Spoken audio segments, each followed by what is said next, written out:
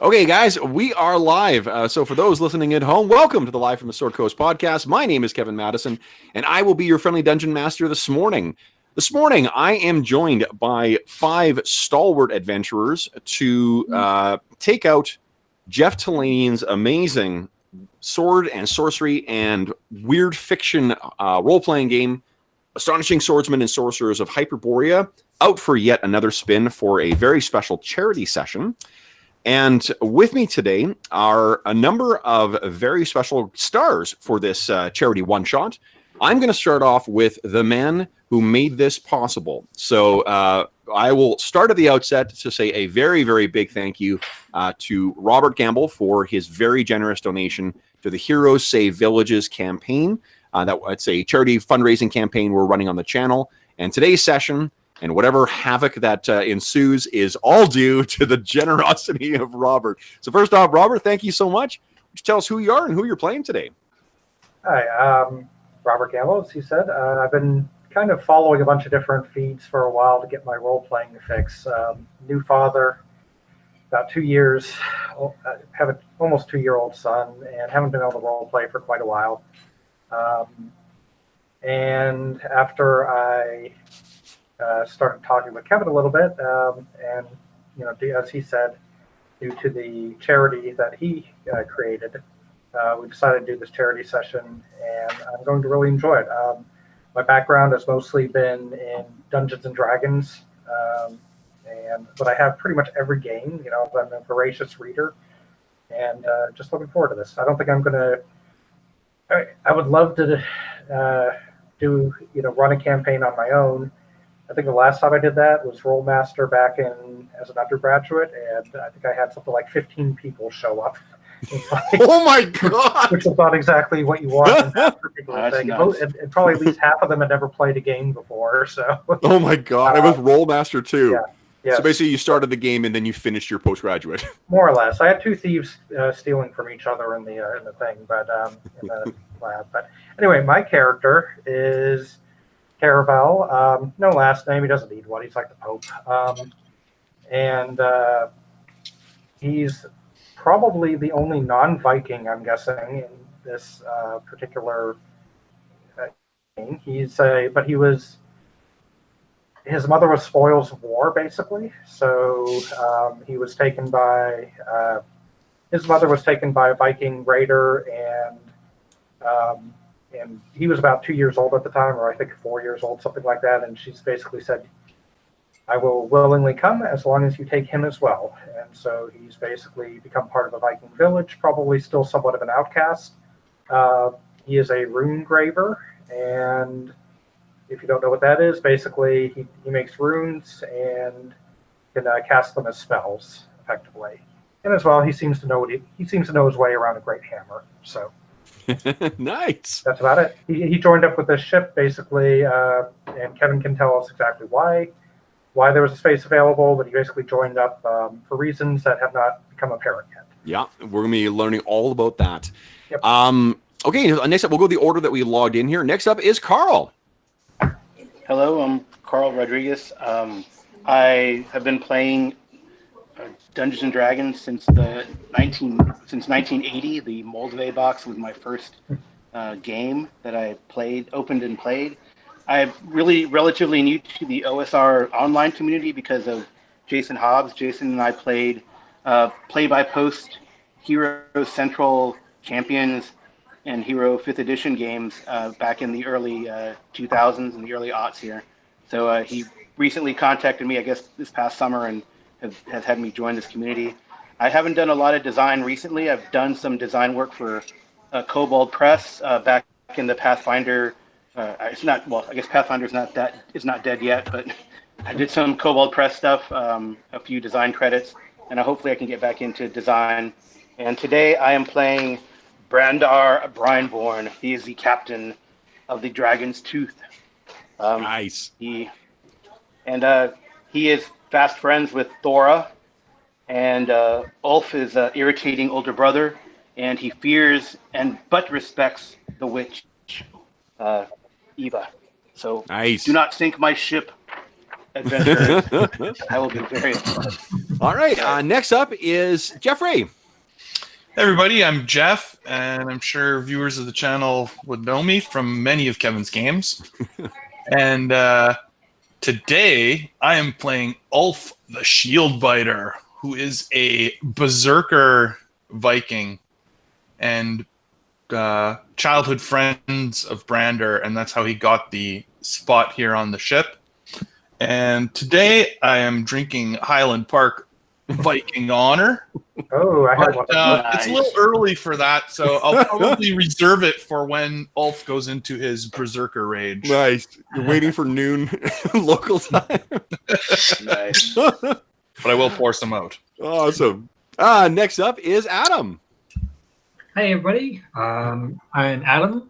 I started playing with Kevin, and my New Year's resolution was to support my local gaming friends who stream.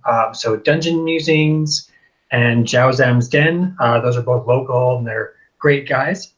So that's why I'm here. I've been trying to volunteer for as much as I can to support these guys.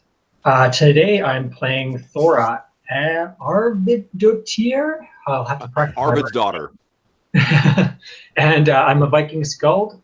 I like poetry and playing songs. I am kind of best friends with Brander to the point of considering him a brother to me. Although his actual brother I don't quite like, and I don't know why he keeps Ulf around. And I'm a little wishy-washy on Ylva.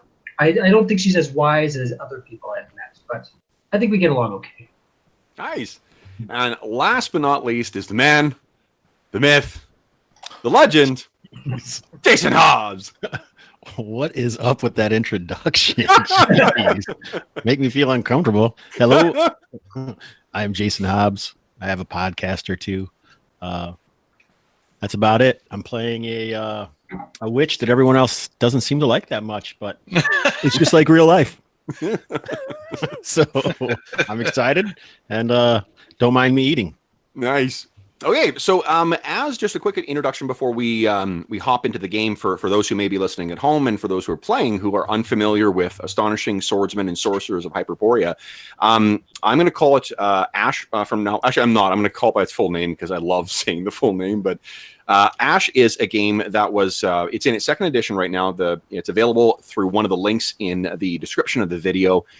This was designed as basically a version of some of the OSR or old school D&D play, so something based on Advanced Dungeons and Dragons that really sort of leaned in to the swords and sorcery and weird fiction and Lovecraftian and horror elements that inspired Dungeons and Dragons, and steering well clear of any of the Tolkien elements. So it does have many of the classes you would recognize in D&D, like fighters and magic users or magicians and clerics and thieves, but it has no non-human races that are playable as player characters.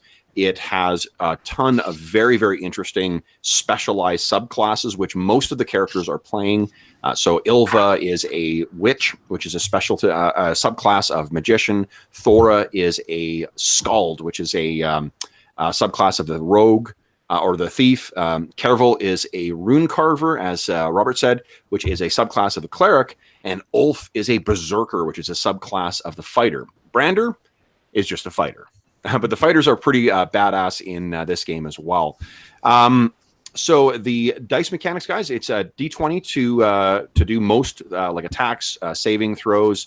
Saving throws are pretty simplified in this, where you just have a set number that you're going to be rolling against that you'll find on your Roll20 character sheet. And then there are certain types of saves you'll make that you'll just add modifiers to. So, for instance, if it's if someone's affecting you with sorcery and your character happens to have a bonus to sorcery, which will be on your character sheet, you'll just roll against whatever your save number is and then add the modifier from the specific type of save. There are two differences for that, or two other types of task resolution things that we just need to talk about. One of them is the non-standard task resolution, which is basically you roll a d6, and depending on how hard that task would be at that time for that character will dictate what numbers you need to roll or under. You may also be asked to make tests of your physical attributes, strength, dexterity, and constitution. There are tests, and then there are extraordinary efforts. And I'll tell you which of the two you're going to be making when you're making those. But those you can find on your Roll20 character sheet as well, and those actually work. Pretty much nothing else works on the Roll20 character sheet, unfortunately. But those two things do, the attribute tests and the saving throws. Otherwise, we're going to be using the dice roller to do all the rolls. So we talked before we went live about the specific combat mechanics in this, of how we divide up the different rounds, and how we're going to handle that. So I don't need to go through that live again on air. I will just mention to the spellcasters in the group that when you declare your actions for the round before we roll initiative, and it's group initiative, so only one person will be rolling. The spell you declare, that's what you're going to cast in your round, and then if you are injured in between, you lose that spell. So spell disruption is a thing in this, and it's not like more modern versions of D&D where you get to make a saving throw to try and prevent losing that spell. One noticeable exception to that is the use of Astonishing Fortune. So I've got a house rule we're using for the session where each of the characters, except for Robert's character, has something listed on there. If you role play that up, you'll get a point of Astonishing Fortune. You can use that to do other things, including ignore loss of a spell. So for Robert, for yours, basically, we're just going to treat it like hero points or action points or whatever. Like whenever you seem like you're playing your character, you're really leaning into the role playing and playing up the pulpy, aspect of the game. You'll get a point of Astonishing Fortune as well. Let's see here. What else? I think that's pretty much it. So let's jump in to our opening scene then. So our scene opens on a small seaside village. This village is full of a bunch of sandy-haired and red-haired people. These people, we can tell from the way that they are dressed and whatnot, that these people come from the Celtic culture. And it's full of a variety of ages, of children, adults. It's a typical sort of a happy small Celtic village. And into this village, we see two figures come riding. One of the figures looks like this.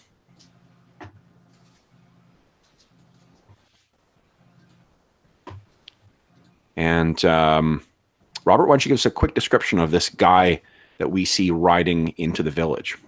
Sure. He's a dark red hair, but with some gray in it. He looks like he's probably in his late 30s to mid 40s, at least for the period, which means he probably looks older than we would imagine late 30s, 40s would look. Dark blue eyes, and he sits pretty well on his horse. And the armor he wears. Sorry, let me check something. I have new glasses as well, so he doesn't, but I do. I think it's banded mail, isn't it? Yeah, that's right, banded mail. And, he kind of looks a little bit like a walking armory in that he has what looks like a great hammer slung over thing, but he also has a spear to the side on the horse and a battle axe, and probably a couple of other weapons that are hidden. Nice. So anyway, that's him. And riding next to him is Caerval. This is, of course, Caerval. Caerval has the same coloring as many other people in this village. Riding next to him is perhaps the tallest woman that any of these people in the village have seen. And Adam, why don't you give us a quick description of what people see as they see Thora riding into the village? Sure. She mainly is likes to live in the wilds, so she does things in sort of like a druid sort of way. How she wears her hair, how she paints her face. She's always sort of been either a raider or wanderer, and she's super curious about discovering everything about ancient civilization and nature, and how the two weave together. I've got long blonde hair, braided, not dissimilar to Lagatha from Vikings. Yeah, and I just, I think I've ridden a horse well, so I'll ride confidently beside Caerval. Try to tell him everything I know about the land, because I'm always curious about that sort of thing. Okay, so these two figures go riding through the village, and it gets quite a bit of attention. Seems like this is the most, eventful thing happening today. And they ride up to really, one of the largest houses in the village. And as Caerval, dismounts, he says to Thora, "Wait here," and begins walking towards the door. And as he does, he hears a woman's voice from inside saying, "No! No!" And this red-haired woman, very same coloring or similar coloring, similar age to Caerval, comes running out. And she says, "No, get out of here. You're not welcome here anymore." And this, of course, Caerval, is your sister-in-law, Mavis. And you have come here for two things. One, to see your daughter, Reagan. And two, to collect something from your younger adventuring days. So what do you do? I'm here to see Reagan. You've done enough for her. Get out of here. He looks down for just a moment, and then he said, "I intend to do more. I intend to fix it." Yes, because you've done such a wonderful job of making things well now. And then you hear another voice sort of interrupt Mavis from behind. And it is a woman who, she's more attractive than what Mavis is, but you can tell that these two are related. Same coloring as well, too. And this is, of course, Cordelia, your wife. And Cordelia says, "Mavis, let him pass." And there's this strained silence between the two of you. She's only able to keep your eyes or your eye contact for maybe like a second or two before she has to kind of look away. This is Cordelia? This is Cordelia, yeah. Okay. And she steps aside. Mavis, much as she really wants to continue on with this fight, looks at you and then defers to what Cordelia says and steps aside. Now, as I said, there's two things you're here for. See Reagan and to retrieve something. Which would you do first? I would go see Reagan. On my way into the house, I kind of glance at Mavis briefly, and then as I pass Cordelia, I reach out, and knowing that she probably won't take my hand, I just touch her lightly on the shoulder and say, "It's going to be okay. Okay. I'm going to find something." And then I walk into the room where I know Reagan is. Okay. So you walk through the first kind of like the common hall, and what we see on the walls is really not what we would expect in everything else we've seen from this village, where the rest of the village is clearly a Celtic village. The walls of this place are full of accoutrements of a wide variety of different peoples and species. There is a war mask of the Vormus from far to the north. There are statuettes made from the far off island of Mu. There are kind of like not a tapestry, but like a small painting or illustration done in the style of the Ixians from far off Ix. But you walk past all of these strange things into this back room, and the back room is very, very dark. And the bed that you and Cordelia once shared has now been turned over to your daughter. And around this bed, there's been set up curtains, and those weren't there before. Last time you were here, these were not here. And it conceals Reagan from you.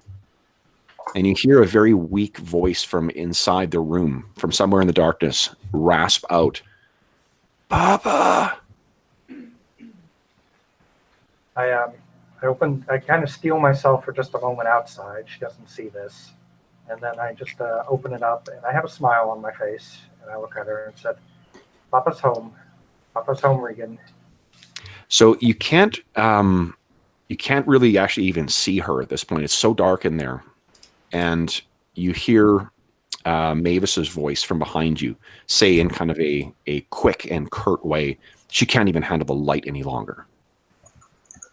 And you see from within the darkness, within the folds of the curtains that surround, there's a small, very, very tiny and delicate arm that reaches out, and it trembles with the effort that it takes to reach out. It's clearly a child's arm, but so much smaller than what and thinner than what a healthy child should be. And on one of those fingers is a fairly oversized ring made of blackened iron with cruel designs etched into it, clearly from some blasphemous, culture. And for some reason, the ring just does not seem to move, even though her hands are near skeletal at this point. It does not seem to move. And the hand reaches out towards you, Caerval, and then sort of drops down. I reach out, and before the hand completely drops, I take her hand, avoiding the ring, and say, "I'm so sorry, Regan. I'm going to find a way to fix this." And you hear a raspy voice say, I know, Papa." I lean down, trying to get a look at her. I mean, I know it's going to be much worse than even the last time. And my intent, and I won't stop even no matter what I see, is to kiss her forehead. Okay. So you're able to get in, and it's kind of like, imagine a really horribly lit horror movie where you really don't see anything, right? But the only flashes that you see is honestly like her face is beginning to, and her forehead is honestly like clammy old leather. It reminds you of some of the horrors that you've seen in the darkened crypts of the abandoned cities across Hyperborea. It takes all you can to not, squeeze her hand to, try and show as much love, knowing that she's so brittle at this point that you fear, causing her harm. You lay her hand down as if placing down a careful and delicate piece of art, and step out of the room. You steel yourself. Actually, before I do that, I know it never works, but I have the ale horn, and it does, it is supposed to be able to cure disease, as I know, and so I fill it with water, add a little bit of honey to it, and hold it to her lips. So I think that Cordelia probably knows what you're doing, and as you're preparing to do that, she just puts her hand on yours, and this is the first meaningful contact you've had with her in quite some time. You sort of startle, look up, and you make eye contact with her, and she just says in kind of a low whisper, "She can only take liquids through a cloth."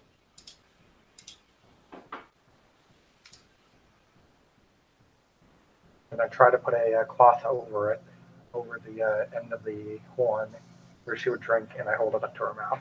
Sure. So you're able to sort of wet the cloth, and you spend some time doing that. Thora, you're outside, and because Mavis, there's no fucking way she's letting you in here.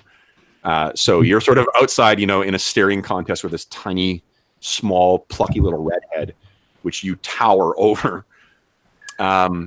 Caerval, you finish spending time with Regan, and then you make your way into the room, the large room, and you go over to the trunk that you have, where you keep some of the other souvenirs of your, of your journeys. You throw it open, and you're rustling around in there, seeing cuts, and we see you walking out with something underneath your arm. And Thora, you see him come out, and you say, "You got what you came for?" And Caerval just kind of nods, and he hands it over to you. And what he hands you is this long kind of like it's a scroll tube that's coated in or made of stretched leather. The leather is very, very dark, like almost black. It seems like it may have been damaged in fire as well too, because it's got like the cracking, discoloration. But on the side of it is what appears to be a stylized face that has been stretched over, as if you made a face of leather and then stretched it over the side. The eyes themselves are actually closed. So you take this, and even without using any of your magics, you know that there is certainly power in this thing. So you get it and stuff it into one of the bags or saddlebags, and you hop back on the channel. You know that the dragon's tooth is waiting, and you both mount up. And Caerval, you spare one last look back at the entrance, and there's a marked contrast. You can see the door frame. Both Mavis and Cordelia stand there, and then somewhere deep in the darkness, you know that there is Reagan, who is slowly being consumed by the ring that you brought home.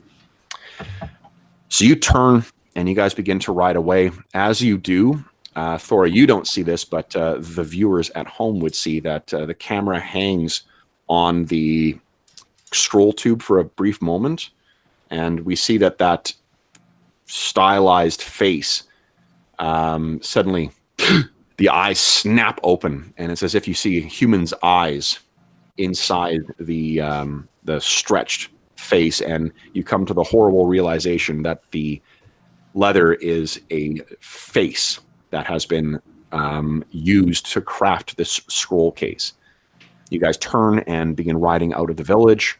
The camera goes back in, follows into the darkness, and all we see is the flapping of the curtains surrounding Reagan's bed.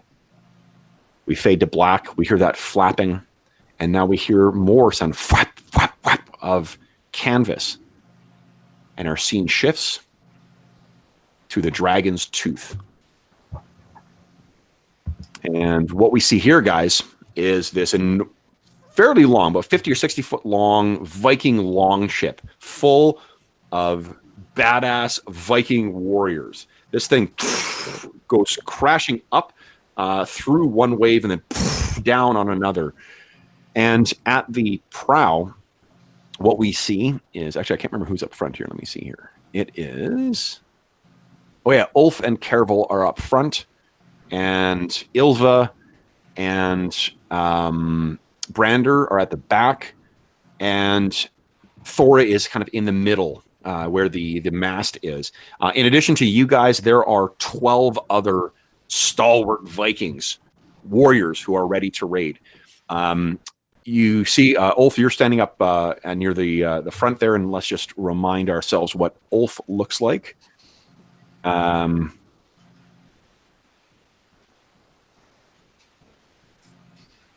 Jeff, why don't you give us a quick description of what Ulf, what we see standing on the prow with Caerval? He's pretty rough looking, pretty gruff. There probably actually would be dried blood somewhere on him, but being out at sea, the sea waters actually washed it away. So more likely, some remnants, but nothing really left. And he's sort of got this long blonde mane and braided beard. Very vicious looking human. We can see that he is staring intently at something directly ahead of the boat, as is Caerval. The two of them seem like predators, ready to pounce on succulent prey. We know what Thora looks like in the middle, and then at the back, we have the captain. Actually, let's start with his advisor. We see Ilva standing and talking with the captain. And Hobbs, what does Ilva look like? Ilva is wearing looks like just like a ton of different types of furs, and makeshift clothing with some fetishes tied in amongst her hair, like a leather coif. Dark charcoal around her eyes, trying to give her some age, because she's not quite as old as one would expect from the wisdom of the witches. As she speaks, a rat scurries about, and she whispers softly to it, calm, faithful Draga. Calm. Love it. Look, Branda, your fate lies ahead. And she points off into the distance. Nice. And the camera pans to our captain, Brander Brineborn. And Carl, you want to tell us a little bit about what we see? As we crash through the waves, Brander is very agitated, and he kind of hears that whisper from the witch, and he says, "Fate, bah!" And he yells, but he calls out and he moves forward, testing some of the lines, and he goes, "Boreas, you great bastard, you will not sink us. Give us a good wind." All the Vikings kind of, cheer along with it. Thora, you're making your way along, getting the sails are doing all the work at this point. There's not the oars out, and as we go along, we sort of, the camera pans along the ship and then gets to the back, and we see what this ship, what the Dragon's Tooth is pursuing, and just within eyesight, far ahead on the trackless ocean, is a tall, black Ixian slave ship. Now, as context for you guys, what's happened here is the necromancers of Ix are extremely secretive as to how they travel from the mainland of Hyperborea and to the actual island of Ix.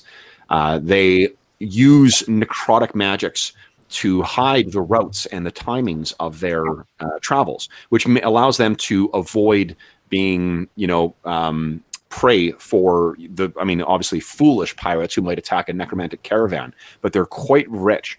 And that would, even in spite of the dangers, it may pose a very tempting prize for brave or foolhardy pirates. But Caerval, you have something that helped decipher those scripts between the artifact that you recovered from your house. That was one of these maps, and with the assistance of Ilva and some other sages that you've consulted with, you guys have deciphered this script.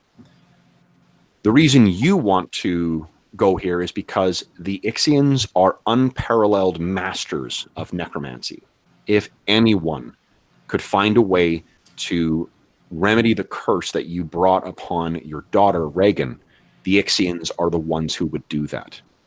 As for why Brander and his crew might go there, this is, it's said at least, that the Ixians travel with a cargo hold of riches that would make a king seem a pauper.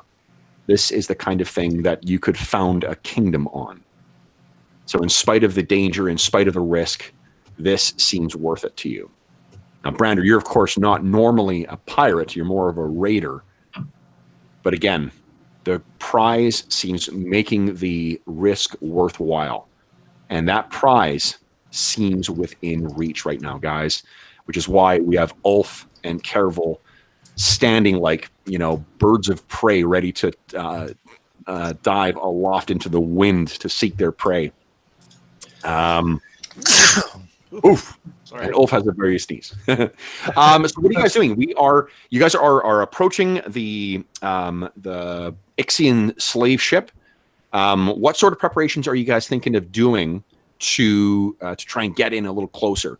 Ilva, what you know is that the Ixians must be working some kind of sorcery. The Dragon's Tooth is among the fastest of ships to be found in the seas of Hyperborea. The fact that this Ixian, this fat Ixian galley is outpacing this fast and nimble longship suggests that something is not right here. I would. How far away are we? Related that to the captain already, I'm assuming. So Yeah. How far away are we? You guys are probably I don't know. It's like a mile, maybe Okay. a little longer. Like it's not. You're definitely closing though. So we are closing. Our sales are full. Yeah. So what do we do this? What is the plan for when you reach this ship, guys? What sort of what are your characters waiting to do once they have the opportunity to spring into action? As for Thora, she would probably be singing as loud as she can to inspire everybody before the clash. Yeah. So she's just like holding onto the ropes, singing as loud, trying to make everyone hear her. Some sort of like battle cry before the attack. Yeah, and they're all joining in, I think, in the chant as well too. So you know you have the winds at your back, and you're hoping that the even though the crew members of the ship ahead of you have grown up in the nightmare empire of Ix, the sound of their doom carried on the wind, on the voices of these Vikings, may still actually disquiet their heart. What about Brander and Ilva? Anything you guys have? Ilva will speak to Brander and say, our treasure is nigh. And in her mind, though, she's considering using. She's not going to cast it yet, but she plans on using detect magic maybe to seek out other casters that she could duel with or point the Vikings to focus fire on. Good call. Yeah, you definitely know the Ixians are notorious necromancers, and you've heard stories of the horrific things that they bring to bear on their enemies. So it is not surprising. You know that it's not a question of if there are enemy sorcerers on that ship; it's how many. Yep. Brander is interspersing words of encouragement that the ship is nigh, our treasure is near, battle brothers, in between Thora's singing, and he's making sure that the dragon's tooth is giving it all she's got, and the sails are full, so we can capture this vessel. But he's not going to, well, I guess he would go in the first wave, wouldn't he? So I guess while he's doing that and moving back and forth from prow to stern, he's also getting his great axe ready and maybe holding it up in the air as to get the battle brothers inspired and ready to jump on board. And so he's singing along with Thora. How about Ulf? Ulf would be preparing to probably board the ship on the early boarding, or he's anxious to jump aboard and start taking out the men. Okay. Nice. So he's almost biting his shield. Absolutely. Yeah. And how about Caerval? Quick question: who among the other characters is skilled with missile weapons? I think Ulf is pretty good with a longbow. Okay. And I think that might be it. Okay. I have a short bow, but I don't think I would go wait for it. Okay. Well, I turn to Ulf anyway, since he's there, and I say a couple things. I'm like, in my hand, I've got a number of very polished wooden runes, basically, and the other hand, if people look closer, has a number of scars across the palm, and in addition, my armor actually has a blade that can come out and basically cut the palm whenever I need it. Mm-hmm. So I'm kind of like flexing my palm, getting ready to do any of the runes. And I turn to Ulf and I say, would you like to shoot 2 missiles at once? Sure. Okay. I can, basically this will split any of your missiles into 2 when you shoot. The game effect is that you roll 1 die, and that is your attack roll for both missiles. Additionally, if any of them happen to be magic missiles of any kind, any magic on them, that gets replicated as well. The other thing I say to him is, how would you like to be bigger? I know you're big already. I'm kind of looking up at you. And it's like it'll increase your strength for a few minutes. Always a good thing. Okay. So two things. One, I'm a fucking Bush League DM and have not been applying my house rules. So everyone gets a point of Astonishing Fortune for that great intro. Two, this gives me an opportunity to point out one of my favorite kind of advanced combat rules in Astonishing Swordsmen and Sorcerers of Hyperborea, and that is the planting arrows rule.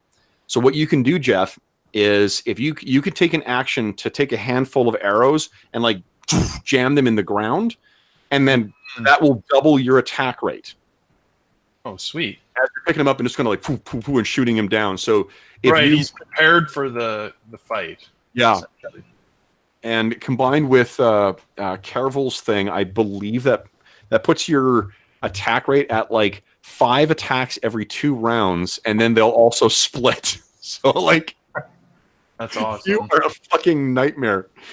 Thori, you're of course completely free to do that as well too. The planting the arrows thing. Awesome. Okay, so everyone's got a point of Astonishing Fortune now. Okay, so here's what we're going to do is we're going to use some what are they called? Non-standard actions to fill out sort of how you guys are going to be pursuing this ship. I'm going to make a roll for the ship, and then basically there's a certain threshold that you guys need to reach in order to catch these guys. So take a look at you'll see on your character sheet, each of you also has a profession. If you have a profession that you think might apply, or if you've got a class ability that you think might apply, or you've got some kind of role-playing thing you might want to do, let's do that, and then we'll figure out what your difficulty is. So, Brander, well, I'll just go in the order I've got you here. Brander, you've mentioned that you're marching back and forth across this deck, sort of chanting at your... Yeah? So I have a sailor as my secondary skill. Oh, so okay. So then, what I'm actually going to do is what's your charisma? 13. 13 is not bad. So you got +1 to the reaction. So what I'll say is you're going to have a 5 or less on the D6. The net result of both your role as the captain, your background as a able seaman, and your charisma. Go ahead and give me a D6 roll. Ooh, Roll is actually good in this. So so that's amazing. So the people are kind of the Vikings are chanting, and you're getting good distance. Ilva, what are you doing to try and help close the distance here? Moving around and casting the blessings of the previous Viking culture, and if she gets close enough, she will use like an unseen servant to fly over there and try to like untie sails or try to mess with people. Or, that's awesome. Or her ring of spectral hands. What is range? Is there a range of what do you call it? 120 feet for unseen servant. Yeah, it'll disappear. Oh, with 120 feet. Okay, yeah, that's amazing. So why don't you give us a quick description of what it looks like as she's casting this spell? Oh, so like she's going around, she has this gnarled staff, obviously, and whenever she starts to cast, her rat Duger often gets, animated and shifts around, crawls over her head, through her hair, and, like a soft violet glow emanates from her eyes as a kind of a smoke comes out, and like a faint form would appear and then disappear as it is created. Awesome. And there's this sort of like puff of mist that appears very briefly, outlining the shape of a man, and then disappears. Or woman. Yeah. Gender equity. And Robert, what's Caerval doing? Well, he doesn't seem to have too much that he can do. Basically, let me know when we get within about 240 feet. Yeah. But until that point, he's basically chanting to all under kind of his breath. It's the god of long ships, Vikings, and a bunch of other things. So he's basically asking, get us closer. Just kind of almost unconsciously, like he knows that what he needs might be on that ship. So it's Closer, closer. Nice. So I think we'll set it at 4 or less. So give me a D6 roll, and let's see how things go. For me, what is that? That's roll. So it's slash roll D6. Yep. I couldn't remember if it was just roll or not. Yep. Nice. I'm wanting as well. Okay, great. So yeah, so you almost in answer to your the subvocal prayer, you hear the winds kind of pick up, and the sails sort of snap again in place, and you're borne forward. Thora, what are you doing? I can't cast while I'm doing this, so I'll just continue to do my kinning. Okay. To get ready for boarding. I think she's more of a land dweller. She's sort of like staying in the center of the boat, but she's not afraid to jump and board. She's Ulf. She wants Ulf to go first. Did you see? Let me make sure that I actually gave her the spell that I thought of. Did you see? A Rainbow Bridge spell. Oh, I hadn't read that one actually.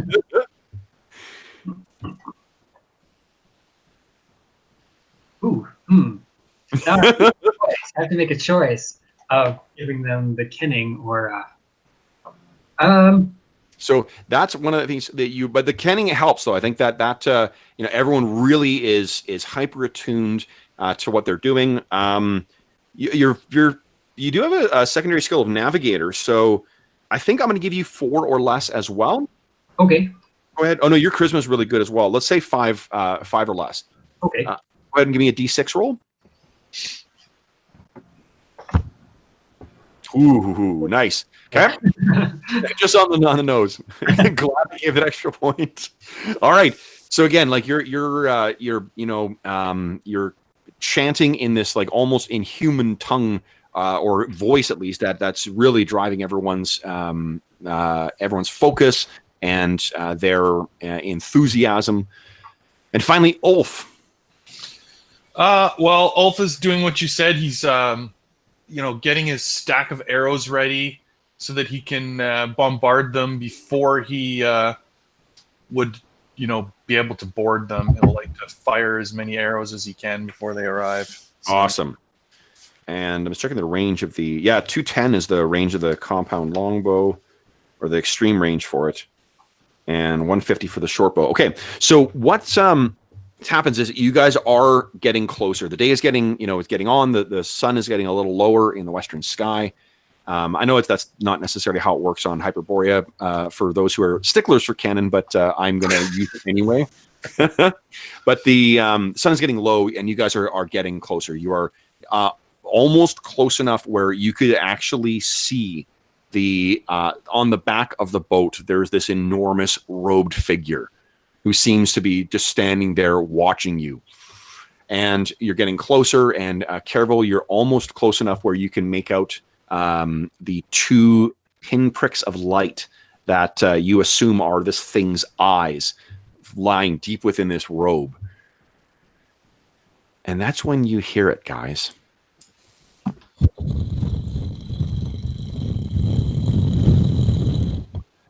Almost a sound like rolling thunder that doesn't cease, coming from somewhere on the horizon.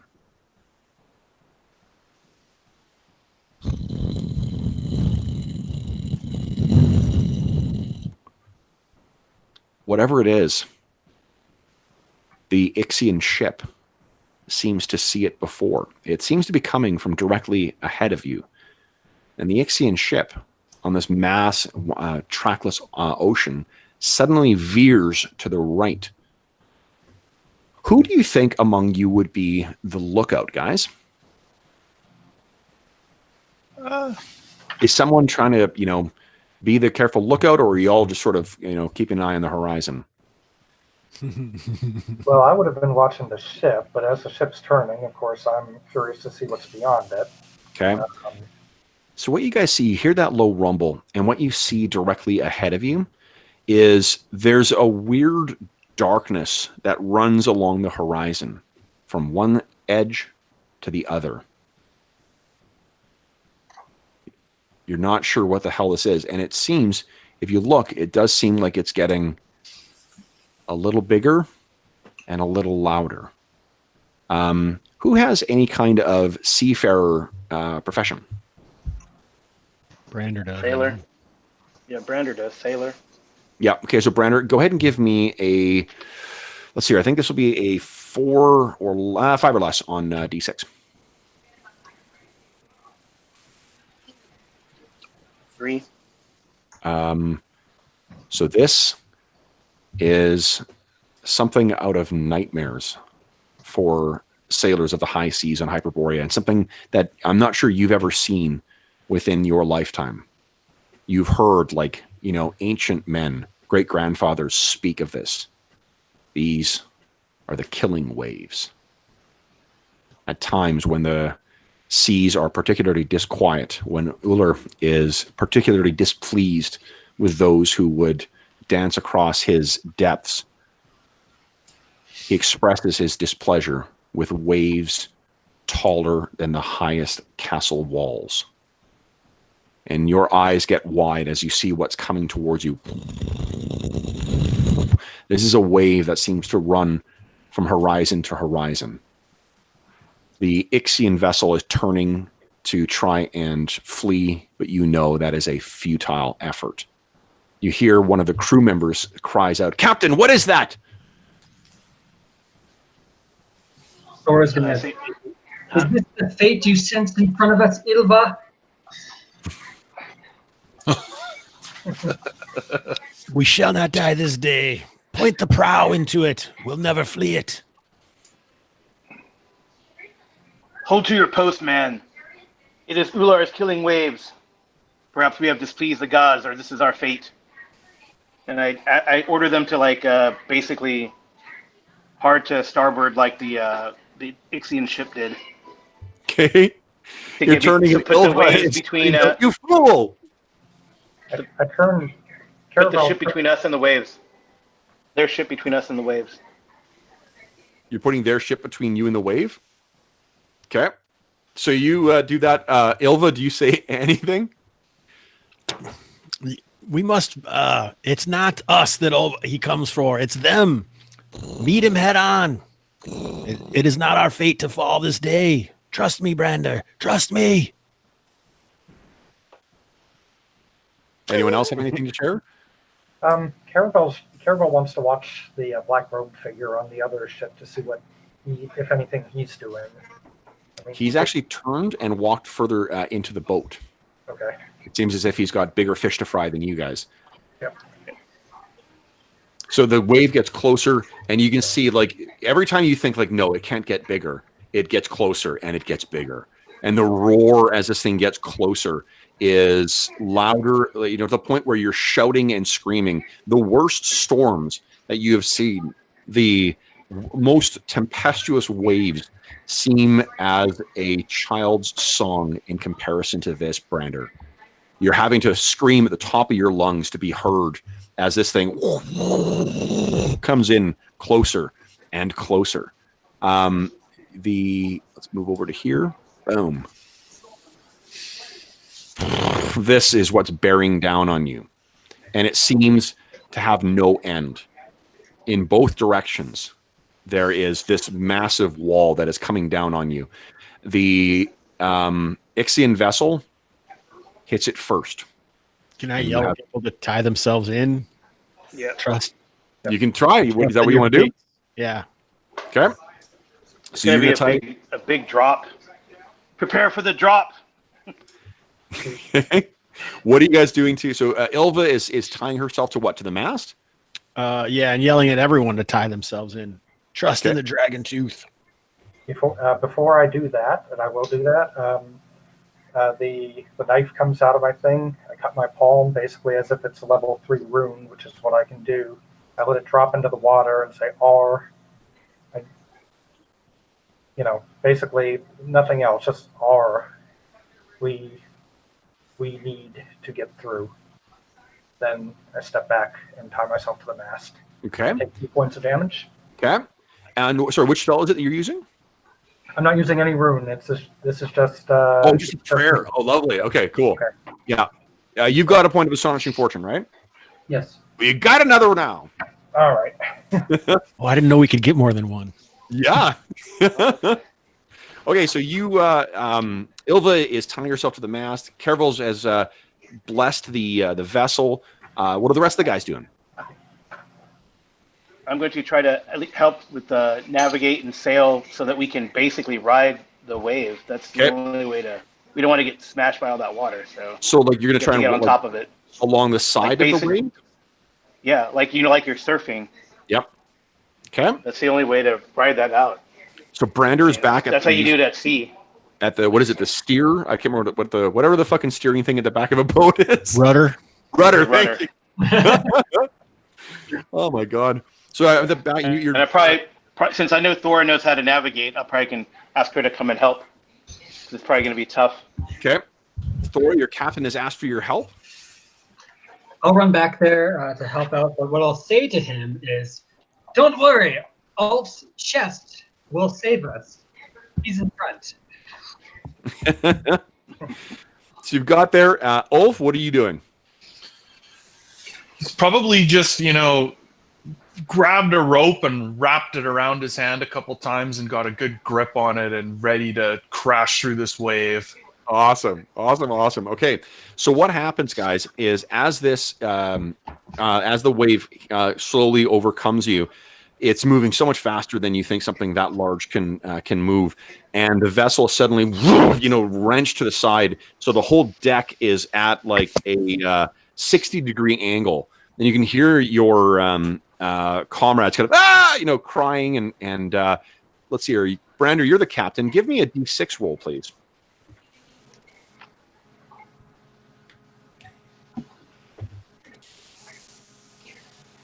4 of your seamen go flying over the side, consumed by the waves. The Wilhelm scream, leaving you only 8 more crew members left. The ship is, racing along on this wave, and Brander, you think for a moment that we might make it. We might, and then you see that this wave seems to have no end.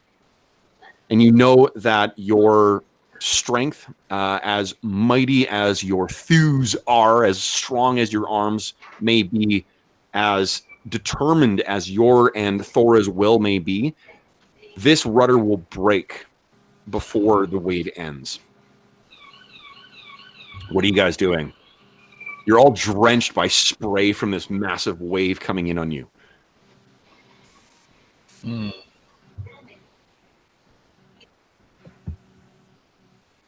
I don't know what else we can do.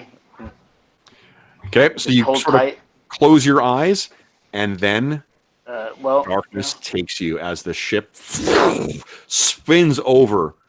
And what I'd like everybody to do is to kindly make a strength check, please. If you go onto your character sheet, there is a test of strength thing, the one that's in D6, not the extraordinary test. And Robert, I think I loaded yours into Roll20 as well too. Yep. Okay, so if you each make those tests now, Hobbs, because you tied yourself up, and Ulf, because you tied yourself up, you can roll twice and take the better one. You sure don't get it +1? You are puny. Sorry, I'm trying to find the character sheets. I had them. Where do I find them on this? Caerval is... Looks like the newspaper next, like 4 left of the cog. Oh, the full handouts. Okay. Got it. Yeah, it's above the handouts. It should be your actual character up there. Okay, so Brander, you're thanks. good. Thora, you're good. Ilva, oh boy. I feel like I'm going to have to use my Astonishing Fortune to survive this. Well, wait, so here's what's going to happen. The consequence... Oh, Caerval. The consequence of this is going to be damage for you, Ilva, because you didn't. What do you call it? Just damage. I'm not like whipped into the wall. No. You secured yourself in. I think you're going to be fine. You'll take some damage. Caerval, what you're going to have to do is make then a save against avoidance to avoid being hurled over the side. So you do have another opportunity to try and save yourself here. So this is I a don't have any character sheet stuff on my. It's just a picture. I don't have control of my character. 1 second here. Just says bio and info. It's the second. Oh yeah, 'cause you know what? Hold on. There's Go like to the two character sets. sheet Not the tab. handouts, but the right. There you go. Because you hadn't. Sorry, Jeff. You hadn't joined the game at that point. So, He and knows. There we go. Adam, you can access Thor. Oh, you must have because you rolled. Test of so just roll base saving throw or Yes. So just roll saving. Do you have a bonus to avoidance? no? Okay. So just. Okay. That's not good either. Fortunately. Astonishing. I think I will use one of my points. Okay, good call. So what basically what that happens is you know you're trying to hold on to maybe like near the prow and you get loose and then you slam up against some of the rigging that's now underwater and you try and grab it and that doesn't help. So what's the astonishing fortune that sort of the turn of events that saves you from this? That the dagger that I had used to cut my palm is actually still out, and it just manages to catch into the side of the boat just enough to halt me. So while I'm grabbing for something and my hand's slipping off, it actually catches on something. Pretty much gives me a really hard wrist bruise, but that's what lets me grab. Awesome. Okay. And Ilva, you take 4 points of damage. That's crap. I totally agree. Okay, so this you're not sure how long this goes on, guys. You could because as you're roiling around in here, it's almost as if it's doing a death roll kind of thing that like crocodiles do. And then the next thing you remember is stillness and air again. And as you guys stagger to your feet and start looking around at the waterlogged remnants of your crew, Brander, would you kind of give me another D6 roll as well? All right, getting there. Can I use my if this is like for crew going overboard? Can I use my astonishing fortune to roll twice and take the lowest? Yes, you absolutely can. Yeah. Okay, I will do that. Okay. So 3. 3 so far. Okay, 2. that's a little better. Okay, so you are down to 6 crew members. So Ragnar and Boris. I actually have a list here. So you know who's left? Oh, you do? 3, Okay. 4, 5, 6. Yeah, I made a list of. Oh, cool. Okay, that'd be good. Manning, Ivar, Nud, Asger, Bjarta, and Eagle are still left. Okay. Sadly, Tryggva, Vildar, Asir, Ingmar, and all the rest are claimed by the ocean's depths. Not anymore. Exactly. You had a thing with him. Curse you. Okay. Curse you, Ular. The sacrifice better be enough.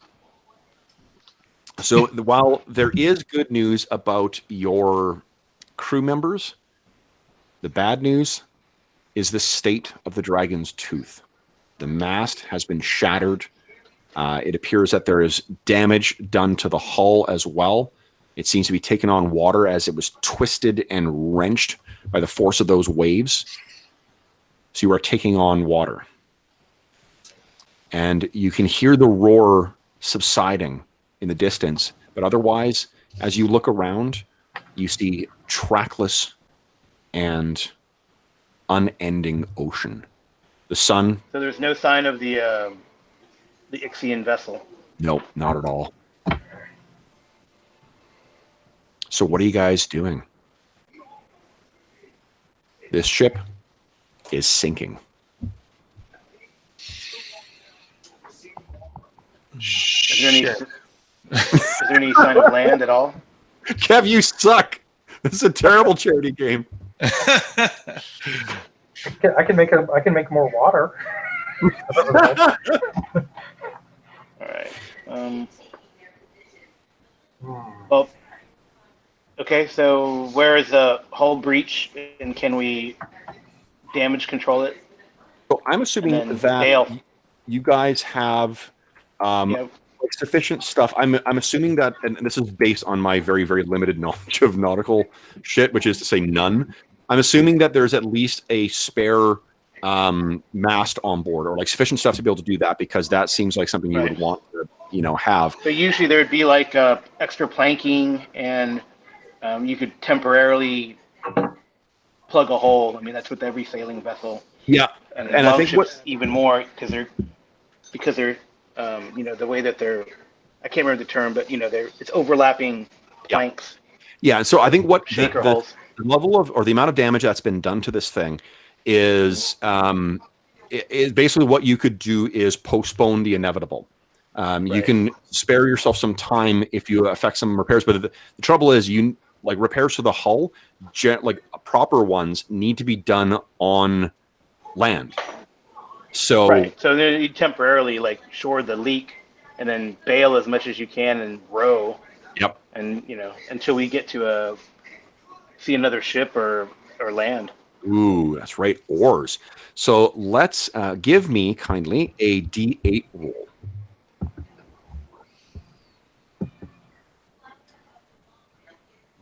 Six. Okay, so it seems like only 2 sets of oars were thrown over. Fortunately, those were stored when you guys were approaching the Ixian vessel. So you still have 6 sets of oars left on the ship. Perfect. We have 6. We have 6 remaining crewmen. So to the ship here now. I do need to make one correction here. 1, 2, 3, 4, 5, 6. Man, don't stand on that side of the ship. So Ilva will say, it seems we need a direction, brave Brandar. Allow me to slip into the in-between, and I shall get some height and see what I can find. Very well, Witch. We will make sure you do not drown while you are away. Well, you don't have to. Do not concern yourself with my form. And she'll dissolve slowly into a wispiness, and then the wisp will just kind of float up into the air. So she's going to cast Wraith Shape and use that to go up high enough to see if she can see land somewhere. Okay, so can you fly with Wraith form? 15 move. Oh yeah, that's awesome. Okay, so what does it look like when she goes into this Wraith form? It's actually not necessarily that dissimilar from the Unseen Servant, because she'll have the soft glow, you'll see the violet luminescence, but her entire form will just fade from into non-corporalness, and then just turn into wisps at that point. Like a kind of a violet, you know what I'm saying, and then just kind of float into the air. You can still kind of maybe see it from different angles, bits and pieces of her visage, or some of the fetishes glowing with a different sort of color. But awesome. Yeah. Okay, so she suddenly becomes this different form, and there's a sound of sucking air as she transforms and then drifts off into the darkening sky. And she almost to the observer, with the sun setting too, she almost disappears into the darkened sky. You drift up, Ilva, and it doesn't matter how far you really go up, there seems to be no end to this. You thought it would be prudent to set upon the Ixians at the point where they would be least able to call for help. And that means there is no land in sight. What is everyone else doing? Well, I try to give them a speech to not despair. Bail like you. Well, bail. You need to bail, or we will drown. But remember, we are Vikings.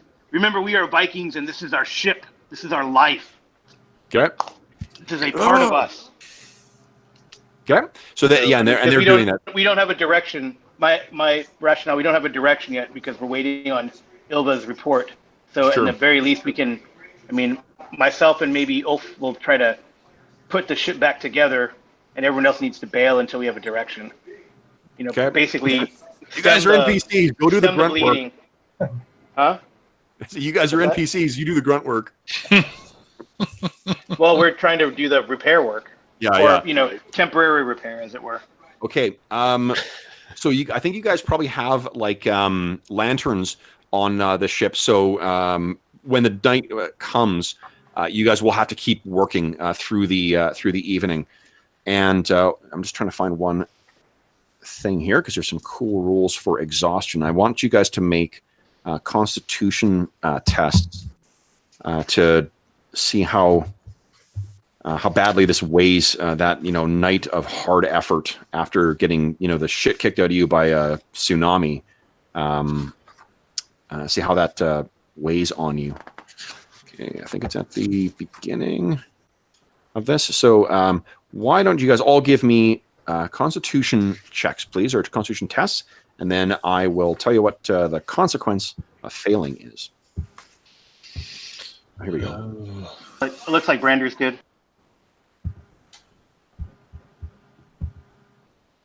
Man, I'm going to stop doing these tests.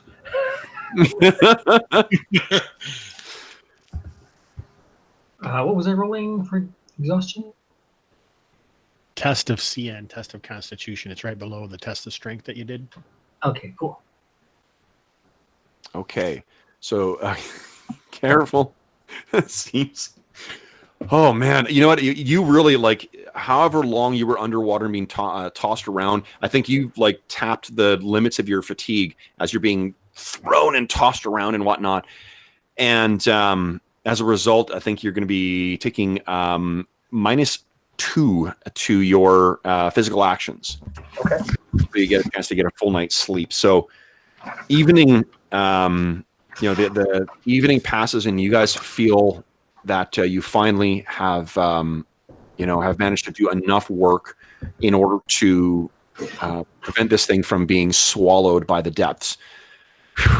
And I think that even if you're spending the entire night doing this, you've also managed to get the mast, the replacement mast up. So you've got a mast up. You've managed to salvage some of the sails. You can at least sail this ship again. And as the first gray light of dawn comes, why don't you all give me a D6 roll, please?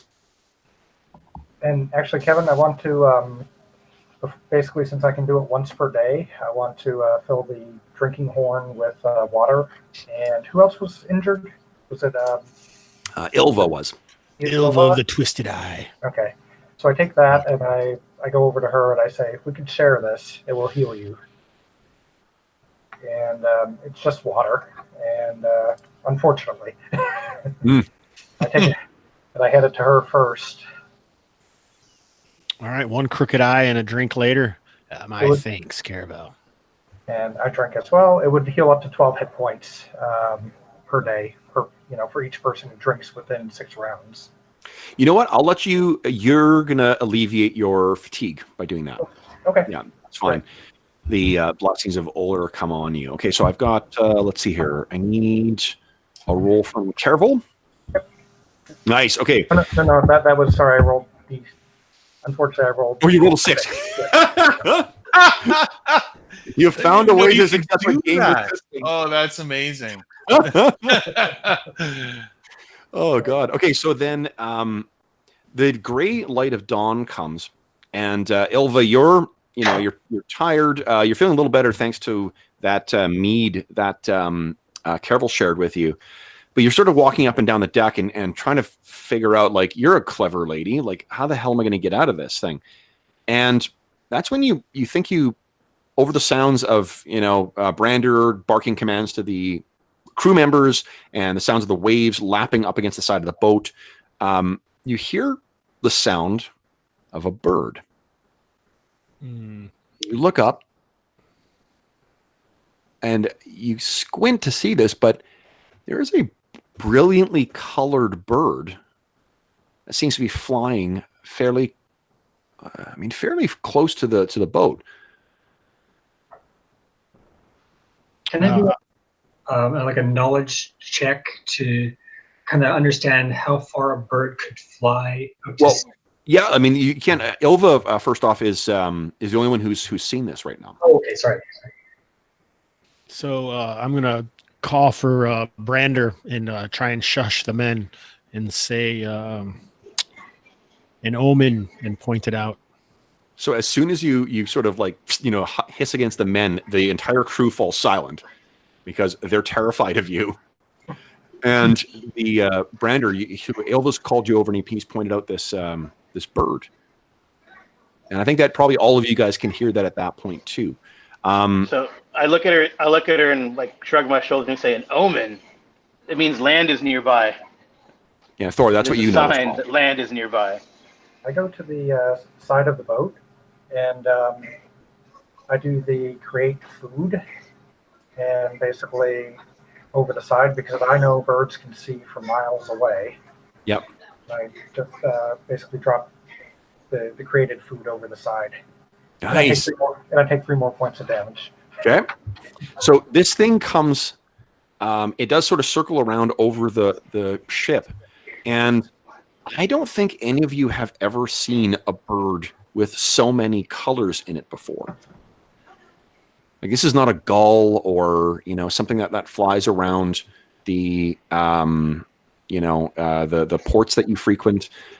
This is something from some exotic destination. Caerval, you've seen maybe brilliantly colored feathers like what this thing sports in the fine art that made by exotic tropical lands like Mu. And this thing kind of sort of swoops down and does begin plucking up some of the food from the water and begins flying back in a certain direction. This is our fate, Brander. Even you, with your sacrilege, are still favored by the ancestors. Follow the bird. It leads us our path to the future. All right, so I turn to the men and go, "Follow that bird, onward to Valhalla." So they're scrambling around trying to grab their oars and take them out and plunk them into the water and begin. And there's actually, because there's there are 6 sets of oars left and there are only 6 guys left. You guys get on the oars. Yeah, you might want to hop on the oars as well too. Oh, we only have 6 sets of oars. I guess we'll take breaks, right? Yeah, rotate through. So I have a question. Sprinting mode. Yep. I'm going to use my ring of spectral hands and use the telekinesis to help push the boat forward. Yeah, I think you could do that. Yeah, it increased like 250 pounds of pressure or 150 pounds of pressure. Awesome. Itself, right? You guys now have a new hole in the hull. No, I'm kidding. I thought this was cinematic. Like Superman. Yeah, you could push the waves away so like we're kind of gliding. I prefer Superman. Push the water. Yeah. Okay, so we yes, you absolutely can do that. You start using your mystical ring of the spectral hand, and the what is everyone else doing? So I know Brander's jumped on one of the oars. How about the rest of you guys? I will help with one of the oars as well. Yep. Yeah, absolutely. I think Ulf will be helping as well. Okay. Thor, what are you doing? Yeah. Okay, so all of you are putting your backs into this thing and rowing along. If you cue the score to 13th Warrior in your head right now, that would be the appropriate song. So this goes on. We see a cutscene of you guys trying to desperately follow along this beautiful bird of paradise. And let's see here. I think Ilva probably is not hopping on the oars. So Ilva, keep your eyes peeled. She cries out, "Land!" And all of you sort of look over your shoulders, and you can see, sure enough, there's the gray smudge on the horizon that you guys are approaching quickly. And it's still like becalmed, right? I guess I was assuming, even though we got the master, it's still becalmed. That's why we're on the oars, right? You say again? Like there's not a lot of wind. It's becalmed. No, that's right. Yeah. Becalmed, yes. Yes. Yeah, that's right. Becalmed. So the hold on, my refresh roll 20 here because it's telling me it's being unresponsive. Son of a biscuit. Yeah. Check mark achieved. While I'm fussing around with this too, why don't we? I was going to take a bio break at halfway through. So why don't we take a quick, maybe 5-minute break right now, refresh ourselves and our beverages, and then we'll come back and see what you find there. All right, sounds great. Okay. Time to drink that bourbon.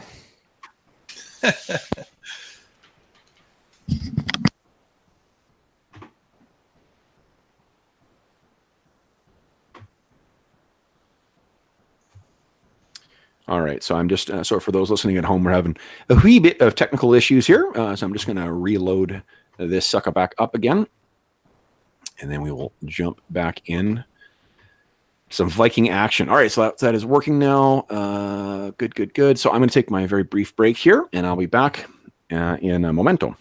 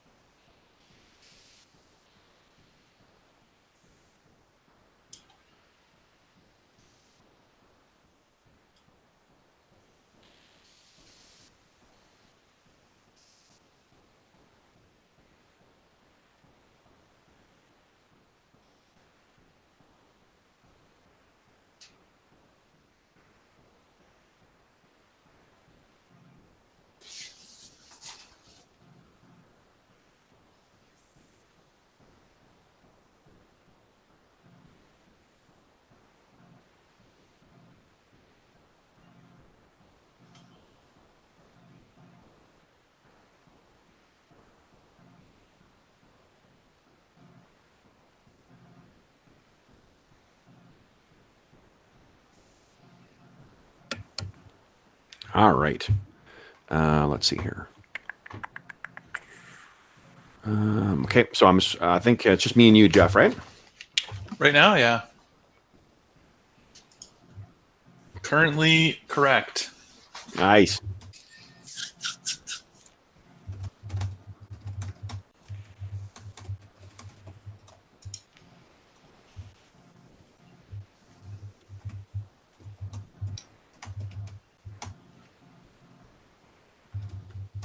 I have a feeling like we're going to run into some undead on this island. I think there's a good chance. I do tend to favor the necromantic in my plotting, so. Well, and I have seen the poster for the adventure. Yes, that is true. Oh man, yeah, that's that was a lot of fun to work on. Okay, so we got Hobbs back. We're just waiting for Adam and Robert. Carl, you back yet? Yes, I'm back. Terrific. You might want to refresh on Roll20 because you're not. I don't see your video on Roll20. Oh, well, it's showing up in. Oh, Carl's. Oh no, Carl's doesn't show up in Roll20. His camera. Yeah, I don't have a camera. Yeah, I forgot about that. I think. Anyway. Okay. So let's see here. So back and then. Okay, Adam's back. Adam, your camera in Roll20 is not on. I'm just back. Oh, you look lovely. Oh, now you're back. I just have to point out, Jeff, I don't have the Viking edition, but I've got this. Jeff? Yeah. Oh, nice. Yeah. It's the old one. Oh, yeah. It's good. Yeah, the Viking edition just has like all this scrolly stuff on the bottle. I actually got one of those. When I was up in Canada, of all places. Nice. That's where we are. I'm in Manitoba. Kevin's in Alberta, so. Mm-hmm. Yeah. Adam's in Alberta too, actually. In the meantime, I'm going to be eating some blueberry pie. That's my one. So. Remarkably appropriate Viking thing. Okay, so what we see, guys, is as your guys are getting closer to where this as the dragon's tooth is following along this tropical bird, it seems to reach the coastline of this, and then it flies up and over it. You were fairly confident that you cannot follow, because this is what the coast looks like. Although I'm assuming a little more tropically. Nope. No? Okay. No. And the bird is going up that fjord? It has flown up and over that mountain. And you're absolutely right, Caerval. It makes no sense that a bird like that would be in this area. Perhaps we're already... Sorry. I've just been mentally preparing, Caerval had been mentally preparing, like thinking about the artwork that he'd seen and any of the beasts that were there. Okay.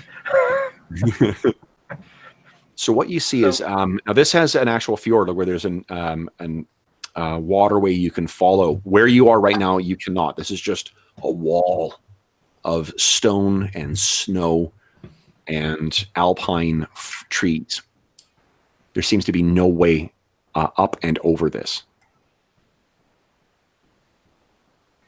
The coastline, however, does follow down in both directions. Right. Ilva pulls out some bones and tosses them down. And after a few moments, to the east, we must go that direction. For that is where our future lies. I'm actually for Hobbs and Adam is actually running Curse of Strahd for us coming up, and the character I'm playing in this actually uses the same picture as Ilva, and she is basically like a witch, but also a charlatan. So she just lies about stuff. So I'm not lying.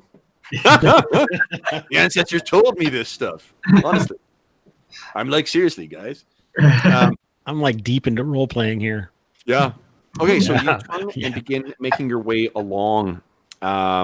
Yes, they do, Brander. They absolutely. The cool thing about one of the cool Okay. things about Except different gods, right? Different gods? I mean, they or don't, like, modified. it's not Odin and Thor. Well, I mean, it's also modified. Like the neat thing about the Hyperborea setting is that it's very much, like Hyborea, like Conan's Hyborea is kind of like, extracted versions or like fictional predecessors to actual cultures. This is like that too, where they've been plucked off the earth and placed on Hyperborea. So over time, some of the Vikings who live in Hyperborea have just abandoned certain beliefs. Like when Odin stopped answering prayers, they were like, well, fuck him. We're going to pray to Uller instead. Right. But it's otherwise the same starting point, though.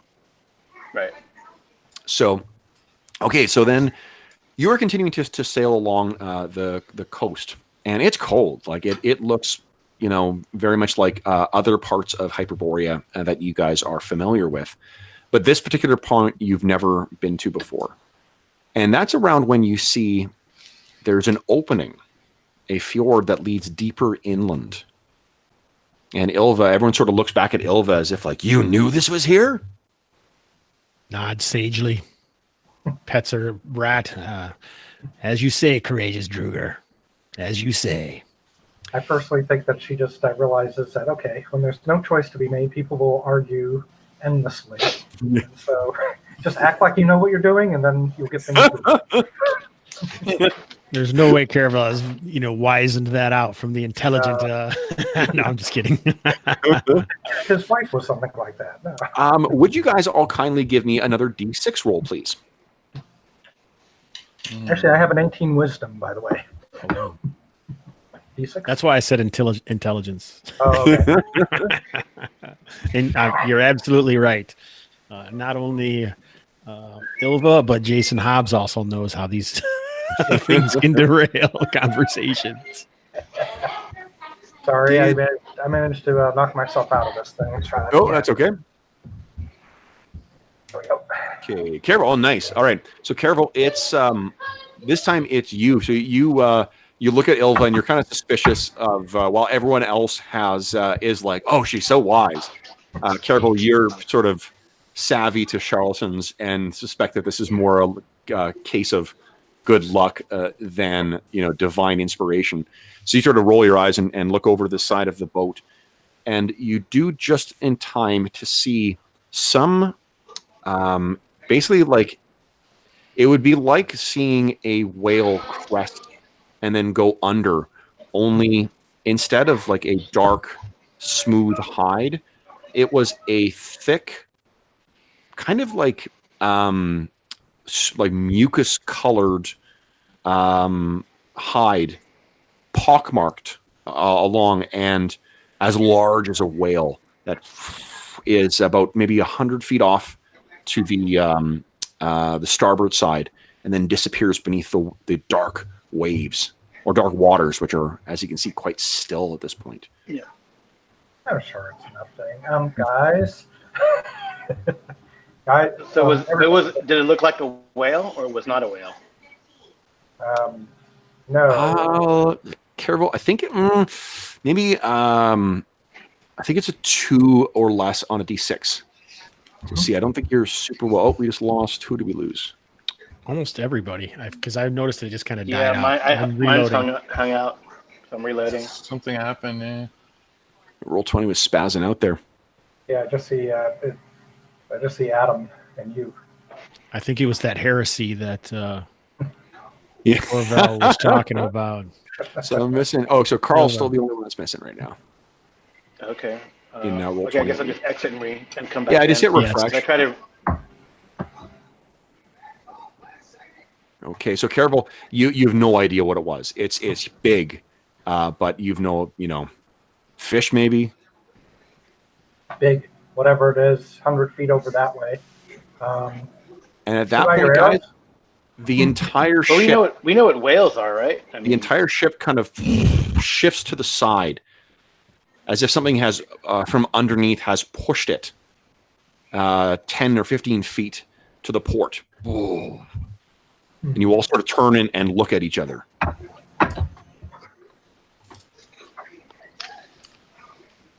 What are you guys doing? whatever this creature is, it does seem hostile. Yeah, doesn't seem friendly, guys. Be ready. For weeks. Okay, and with that, I mean, it doesn't seem we're going to outrun it. So the thing is pushed another 5 feet to the side. And guys, I need you to declare some actions. Put some arrows into that thing. First off, go ahead and place yourselves on the ship where you want, where you would be at this point. So you said it was pushing us from starboard. It was hitting us on the starboard side and pushing us to port. Oh, and guys, there's tons of room on this boat too, so I'm sure you're gonna have no problem finding a safe and secure place to position yourself. There's not going to be a boat. I want to be somewhat central since I have want to be able to use some of my rooms on people if needed. Okay. So that's where Caerval is. Ulf, you're comfortable with where you are? Where's all? Yeah. Yeah. Okay. Ulf is up here? Okay. Everyone else. Sandra's going to front of stay the at boat. the rudder to try to keep things under control. Okay. Everyone But else then is. he's also going to, unstrap Skull Splitter, which is his axe. And Nice. Get ready. Okay. Now, what I'd ask you guys to do is to declare your actions. So remember, what I'm going to ask you to do is, because there's two different phases in this. Where is it here? I just lost my cheat sheet.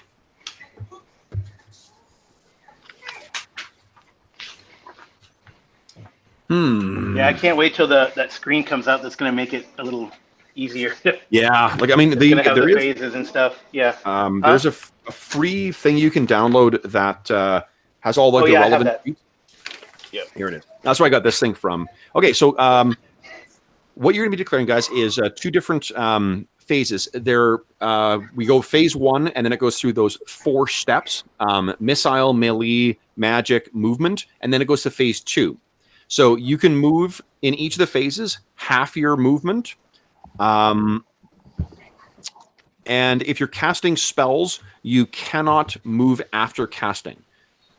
So if you're going to cast a spell to get it off, in the first phase, then that's when that's going to happen. And then once you declare your action, so what I'll get you to do is type it in chat, and when you've got your actions ready, just hit enter. So if you're doing like casting a spell and then move, or then you can't move, you're going to move and then cast a spell, just put move/magic. And can you attack after you cast a spell? You cannot, no. Okay. But you can attack and then cast. Which Yeah. chat? Roll 20. Yep. Oh, sorry, yeah, roll 20. Chat? Yep. Okay. Oh, do I have enough time to like secure the rudder? So we're not That would be an drifting, action. going in one direction. That would be Huh? like a move action. Okay, but so can I secure the I wanted to secure the rudder and get. Okay, well, actually, you can't. Or Robert, is it, or we're doing. and cast in the same round. Magic in Astonishing Swordsmen and Sorcerers takes up like your entire round. Okay. So, and attack isn't, it's either melee or missile. Remember that there's a differentiation between the two for timing. So, okay, so are you moving and then missile, or are you missile and then moving? Oh, sorry. So here, let me give you an example, guys. This is what I'm looking to see here. Is if you're going to do a melee attack, you're going to do this. If you want to, like, say, hold an action and then charge, this is what you're going to be typing. So first phase is holding, second phase, you're charging. If what you're going to do is cast a spell and then not move, that's what you're doing. If you're going to move and then cast a spell, Okay. that's what you'll do. Make sense? Yeah. Okay. So once everyone's got their stuff entered here. Okay, so we got nice. Okay. So Hobbs has got his actions. Robert's got his. So you want like that? I don't know. I don't know if I'm really gonna move. So No, well, again, it's two different phases, so I need you to put both. If you're going to move before you use your range attack, now your range attack, I think, is you've got 2, right? Is it 2/1? Oh yeah. Yeah. So what Well, that means do, I can fire twice. Is that what that means? Yeah. So this is what yours would look like: missile. Okay. Yeah. Perfect. And Thora. So you can't do both those things. What you need to do is, if you're doing magic, which includes turning undead or inspiring allies or whatnot, that's your action. But it's an ability, it's not a spell? Same thing. Still counts as magic. Okay. For the purpose of timing and for the purpose of when it happens. So if you want to move before it, you would do this. If you want to move after, or actually you can't move after magic. So if you're just going to do the inspiring, this is what it would look like: magic and hold. Great. Then I'll just prep arrow. Actually, no, I'll just do the inspire allies. Okay. So again, you got to pick, is it like what actually you're doing on your turn we'll get to when you get to your turn. I need you to declare the 2 different phases. Like I said, Jeff Talanian, this is confusing. I think once we get through it one round, it'll be fine. I've played this game 10 times, and the whole system still confuses me exactly. Yeah. Okay. Something like that. Yes, that's right. Perfect. Moving, I'm just going to do. You're going to hold your action. Excellent. Okay. So then we've got everyone's thing declared here. Yes, great. Okay. So then who wants to be in charge of initiative? And to roll initiative, you roll 1d6. It should be the caller. It should be Robert. Robert. Yes. Okay, Robert, you are rolling initiative until you lose, and then it passes to the next person. So just roll one. Oh, shit. I rolled a 6 for initiative. So it's I roll a need d6. Just use your roll 6 trick. Yes. Yeah. A 5. Okay, so unfortunately, this thing goes first. All right. So now we go into the phases. So first one is missile in the first round. There is no obvious targets, unfortunately. So nothing happens during the missile phase. Then melee, no melee targets. Then magic. Now, Thora, you declared something during magic. Yeah. And I think that's it. Okay, so for the you held for the first phase. So nothing happens during the magic phase for the first phase, and then it is movement. They won initiative, so they get to go first. So these When do I get to secure the rudder? Oh yes, yeah, the rudder is secured. So Okay, got it. let's see here. Let me go to the levels here. Where is it? There we go. These enormous pale tentacles come smashing out of the water around the ship. By the mauled tentacles of the Kraken, we are done for. That's it. We're fucked. Game over. Jeez. Don't Hicks out on him. Don't. That wasn't Hicks, though. Okay. All right. Your brave captain has pulled a Bill Paxton. And all right. So that was their movement. Did anyone else declare move during the first phase? Holy shit, that's a lot of tentacles. That is a lot of tentacles. Okay, so those all smash up out of the water. That is end of the first phase. Second phase. Anyone declare missile during second phase? I did. I have a quick question, though. Do we... how close are these tentacles? They're like right at the side. They're huge. These things are probably 15 feet long, stretching out of the water. Giant, kind of like, or what do you call it? Like tentacle, like pads on the end, and they're rimmed along the inside with these giant suckers with little teeth sticking out of them. So the problem is, if I hurl my hand axe at it, I lose my hand axe, and I can just attack it next round. So that's why I held. I wanted to see what would happen. Okay. I decide not to throw it. Okay. Ulf, you've got missile attack. Yes. Okay. So the way you make your attack roll, just roll a d20. So your THAC0 is 14. 14. Okay. And these things, to hit these tentacles is... actually, then that's only a 9 or higher you need.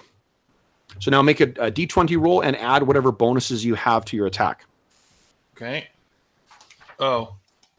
Which I don't think it says for any... Oh, +2. Yeah. Okay. So that is a 9. 9, just enough. So you will loose your arrow and you hit one of these things. And it does 1d6 damage. Yep. So 4 damage. 4 damage. Okay, so I'm assuming that's the one near the front of the boat here, right on the... Here, I'll ping it. Okay. This one right here. Boom. Okay. All right. An arrow sinks into this thing and it roils back. Anybody else have missile? I do, but we don't see any yawning maws or anything, right? Just massive tentacles. Just the tentacles, unfortunately. Yeah, then I'll just pass. Okay.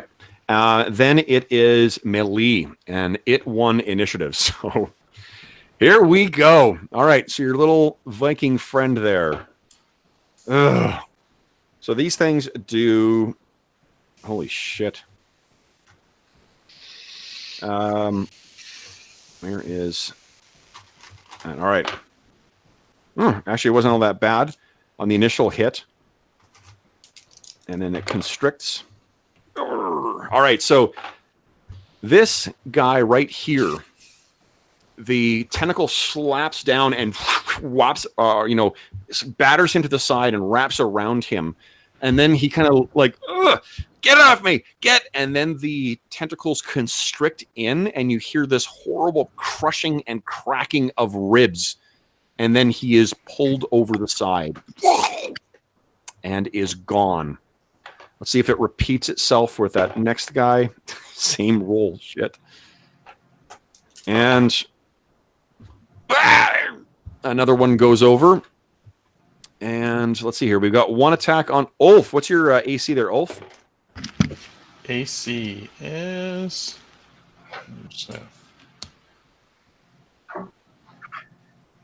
6. 6, okay. Then unfortunately that is a hit. This tentacle that's like, twice the size of you comes slamming down. You take 11 points of damage. Wow. Yeah, it hits pretty fucking hard. And then I need... Oh, yeah, then it does this thing wraps around and constricts you. You take 3 points of additional damage as this thing pulls you in.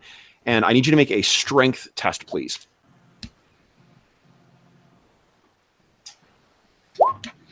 Nice. And this thing seems to be trying to pull you over the side. You, fortunately, are made of stronger stuff. That tentacle, let's see here. That's gone. There's another Lackey there. Yep, he's gotten hit.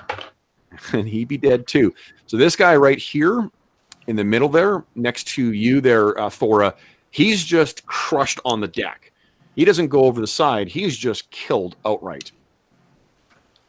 Then we've got 2 more crew members behind. That's a hit. That's a miss.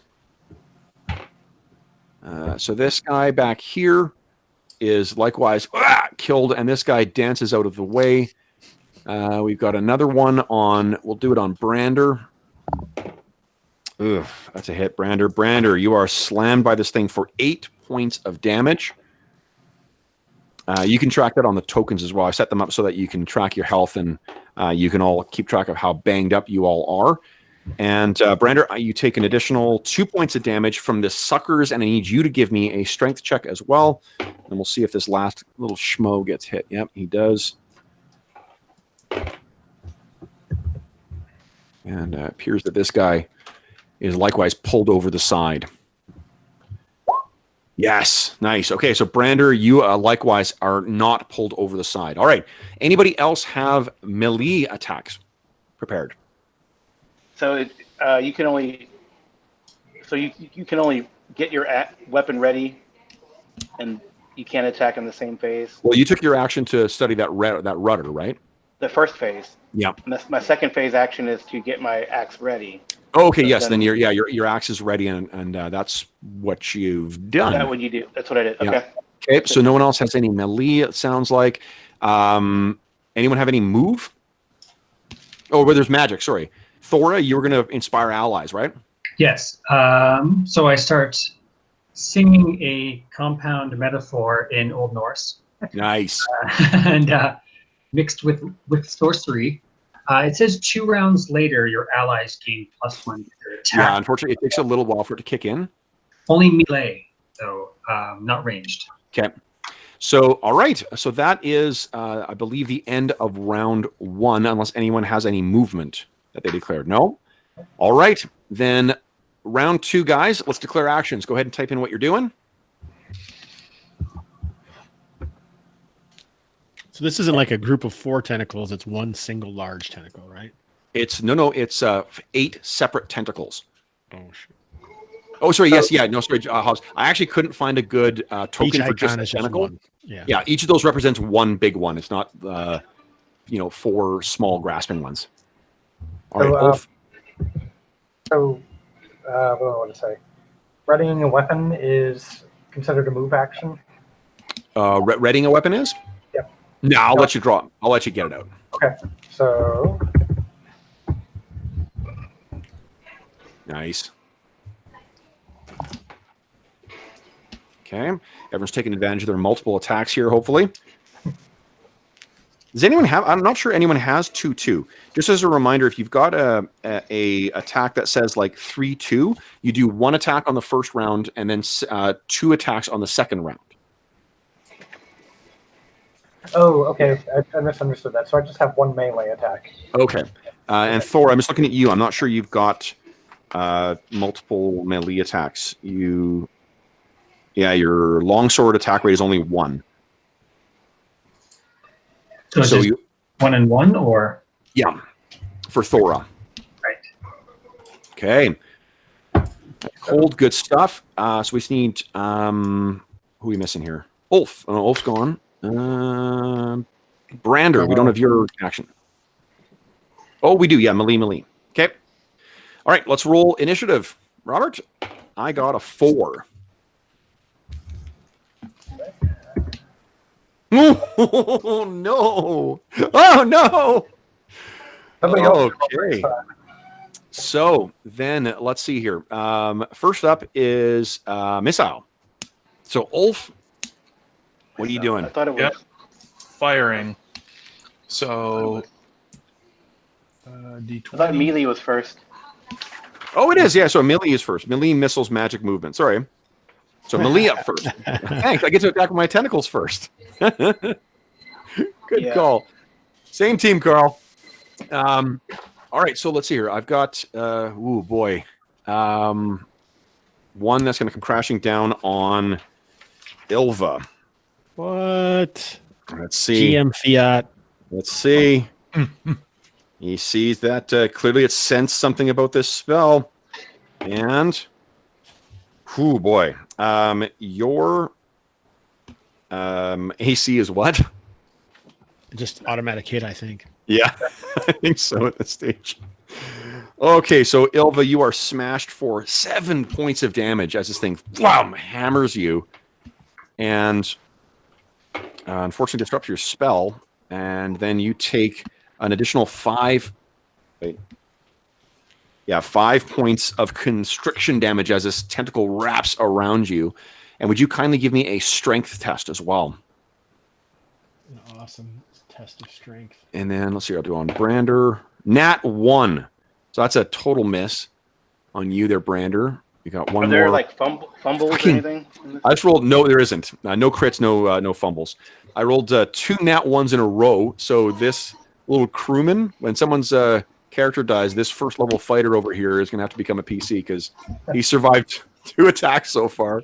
Promote him. Thora, what's your AC? Oh, Oh, back up. Yes. My AC is 3. 3. Okay. Yeah. So unfortunately, that is a hit as well. So Thora, you take 1 point of damage from the hit, and then 3 from constriction. And I need a strength check from you as well. Caerval, we got 2. Yep. AC would be 5 because I'm going to use a two-handed weapon. Okay. 5. So you are unfortunately hit once. You take 2 points of damage from the initial hit, and then 4 more from constriction. Okay. And I need a strength check from you, and then this thing is just going to continue constricting you. Ugh. You take another 7 points of damage. Oh, shite. And then, all right, the other one attacks and does hit as well. Shit. So you got 2 tentacles grasping you there, Ulf. Oh, Ulf, 8 points of damage. Uh-oh. There's 2 tentacles trying to pull you under right now. All right, that is it for the tentacles, guys. Oh, quick question. Yep. I have damage reduction 1. Yes, so you reduce it by 1. Okay. Does it reduce the entire attack by 1, or is it separate damage? Each separate source. Okay. Yeah. So Restricting and the other Yep. one? Yep, Okay. it'll protect against each of them. Awesome. Yeah. okay. Our melee now. Yes, you're melee now. What are you doing? I hate to I'm point going out, to, but I failed my test of strength. Oh, no. So Caerval is on the ground being dragged over the side right now. Ah, Okay. He's a PC, so he's not pulled immediately over. Also, he's not All right. dead like the other guys were. So, all right. Okay. So, Melee.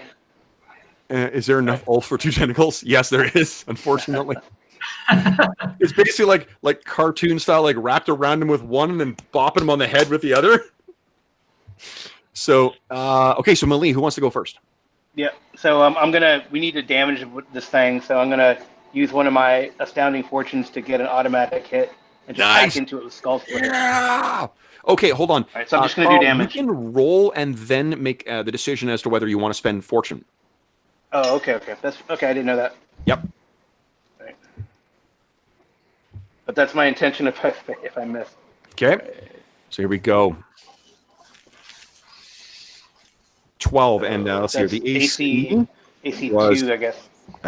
hit AC 2. Yes, then you hammer this thing. Go ahead and roll damage. Okay.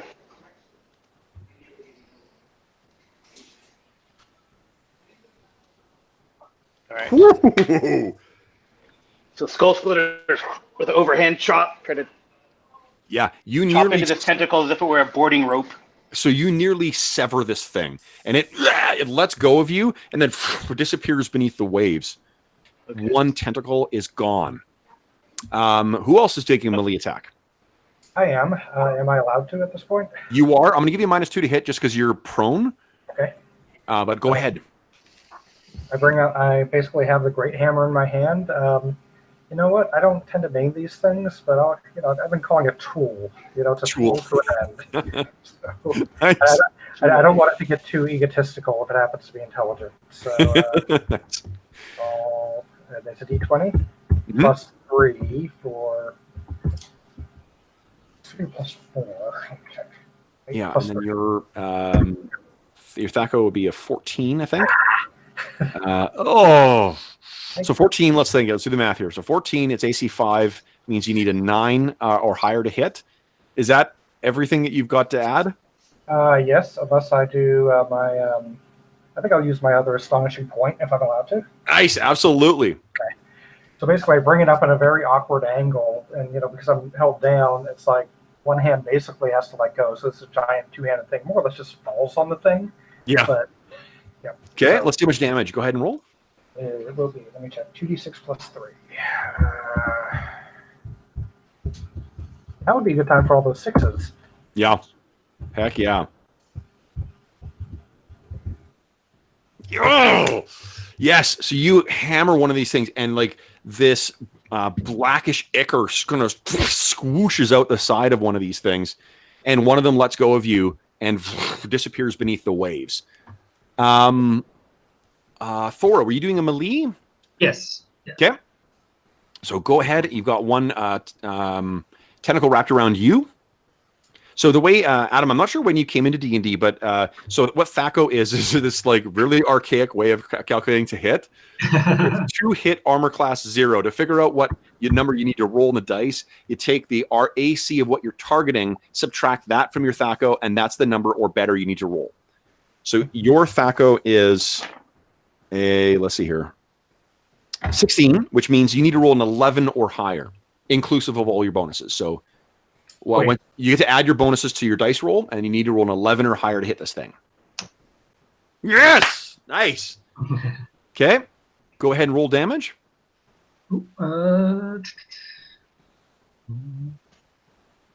Okay, so here's actually an important difference here. Did you have your shield out, or were you grabbing your long sword with 2 hands? I was using one-handed, yeah. One hand, okay. So then it's 1d8 plus... Oh. All right, so you hack at this thing, but because of the awkward angle, you're not able to get a good enough, a really good enough hit in to dissuade it from trying to pull you beneath the waves. Ilva's already gone. Has everyone gone for their first phase melee? Yeah. Okay. Yep. So then it is second phase. Or no, the melee's gone and missile. Now it's Ulf's turn. Right. Well, yeah. So what's the deal? Like, so there's like no reaction in this game. I can't change my actions. I'm now forced to like shoot my bow, even though I'm now constricted by 2 tentacles. You can basically do no action instead. Yeah.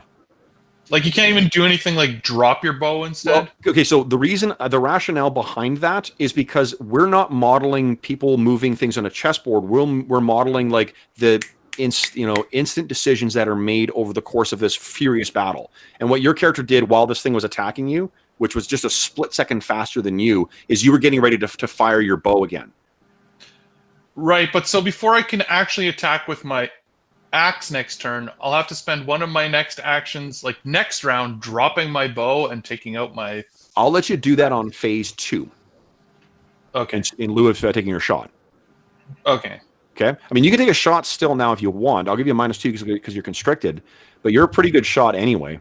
Sure. Well, I mean, I might as well roll it. Yep. So. An Ugh. 8.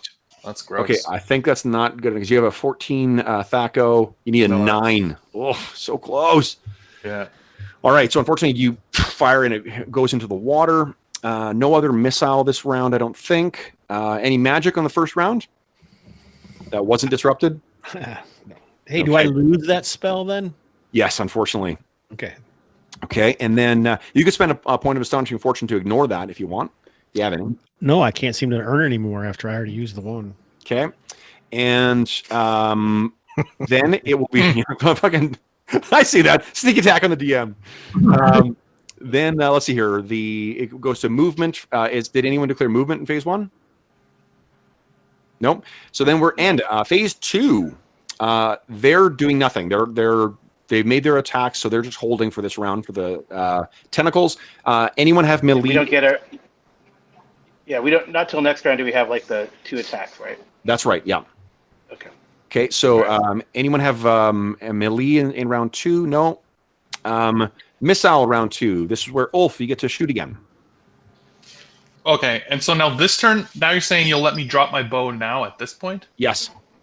Okay, so he drops his bow. Okay. And then let's see here. No one else has any missile. Anyone have any magic this turn? I don't think so. Movement? No. Movement. I have a question. Yep. For movement. Yep. So can I move? It's like because there's nothing around me that's threatening me. Yep. I mean, right. So can I move and then? Did you declare? I declared melee. Well, I declared melee, but I think you misunderstood though, right? Right. Because you don't. Yeah. So yeah, you can go ahead and make a move if you want. So it's up to half your movement. Each square is 5 feet. Okay, so I'm going to move up. Is this as a? I'm going to move up to here to protect Ilva, Okay. the twisted, whom I fear and respect. Okay.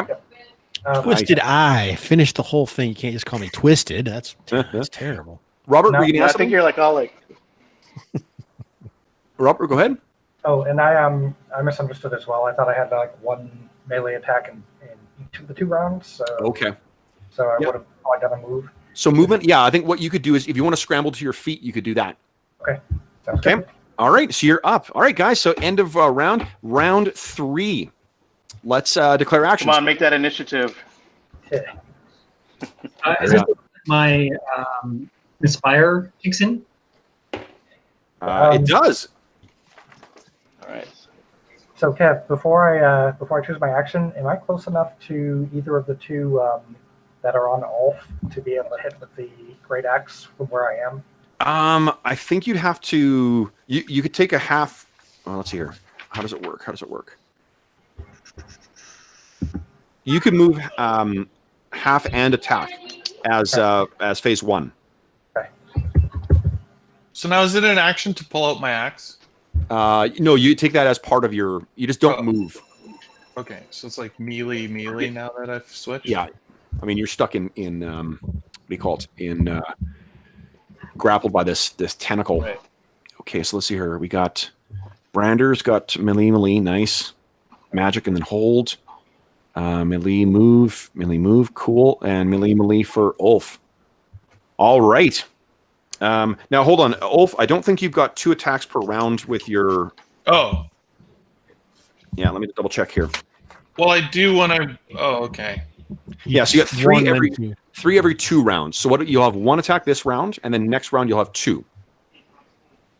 So I would do melee move. When can he, like, if he wants to go into rage? When can he do that? Is that magic? I think that's an automatic action. Yeah. Okay.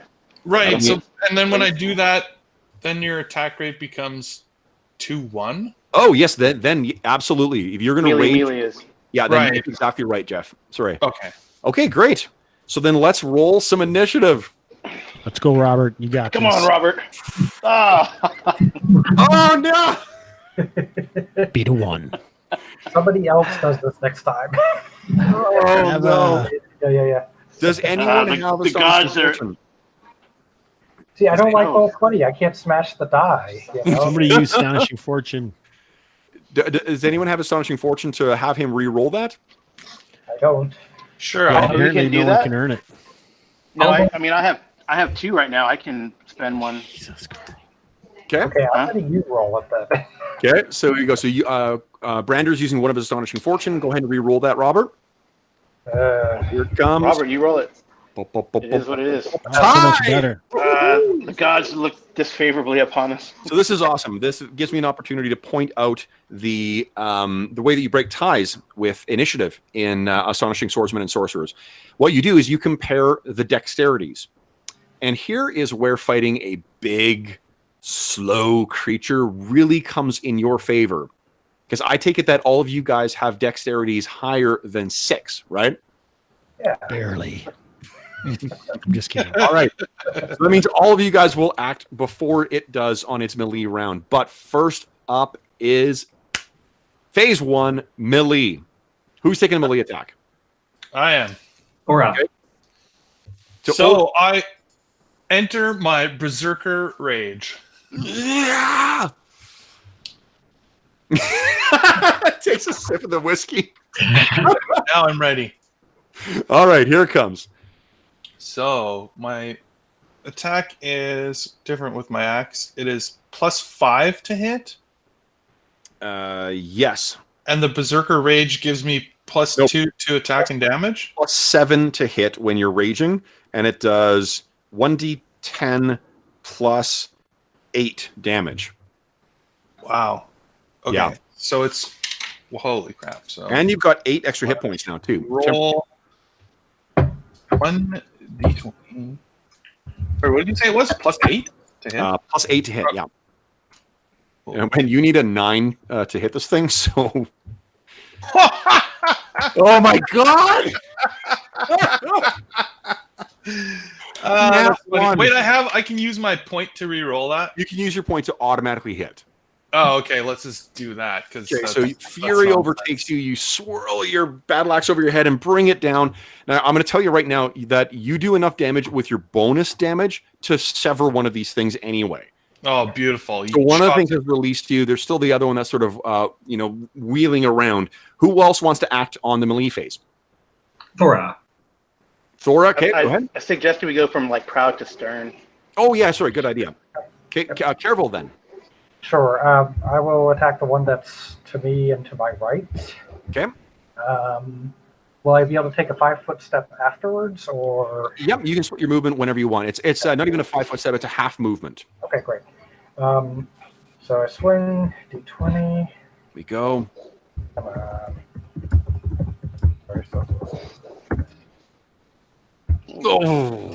Oh, hold on here. 9. You're. What's your THAC0? Hold on. Where do I find that? Your fighting ability is what? 6? 6. Oh yeah, so THAC0 is 14. So yes, that hits. Okay. And then 2, 6, 3. Here we go. Bump, bump, bump, bump, bump. Oh yes. And another one of these things. You get to your feet, you bring that mighty hammer down, and it swooshes out. The stink of the sea sprays across the deck. That's And, probably you can another move? hole in the boat. Yeah. You said you wanted to move as well? Yes, I think Ulf probably Yeah, you has can it. still half move. You can Yep. still half move. Yep. Yeah.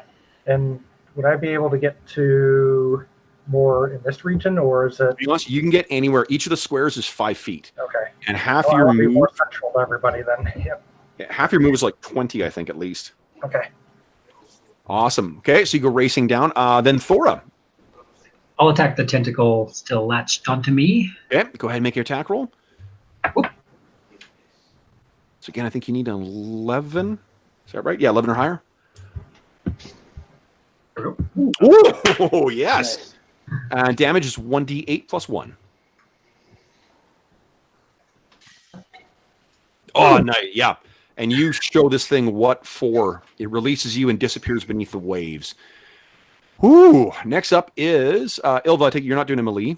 Oh, who wants to roll for, Joe the Survivor here? I think that's Manning.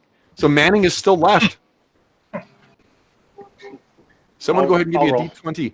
Manning gets +1 to hit, and his THAC0 is a 19, so he needs a 14 or misses. higher. He misses. He misses. Aha! Oof, he swings and does nothing. Okay, so then Ilva's not doing any melee. Brander, All right. bring the pain in here. Yep. Attacking.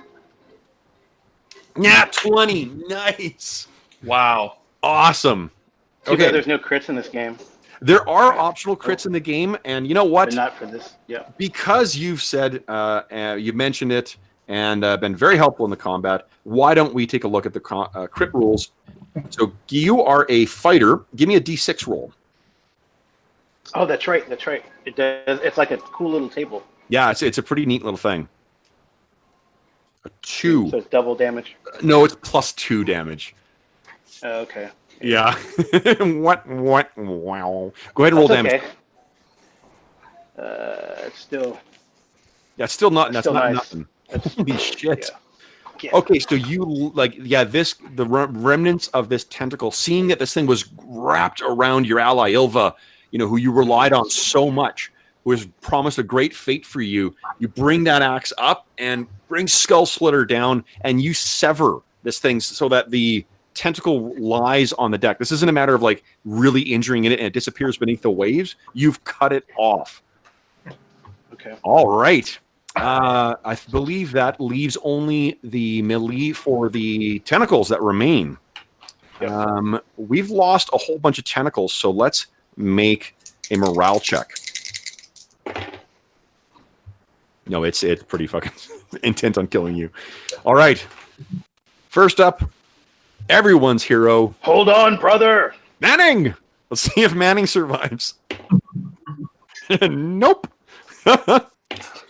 Manning gets smooshed, and let's see if he takes... Oh, man, he's actually just on the nose, so Manning is down to 0 hit points right now.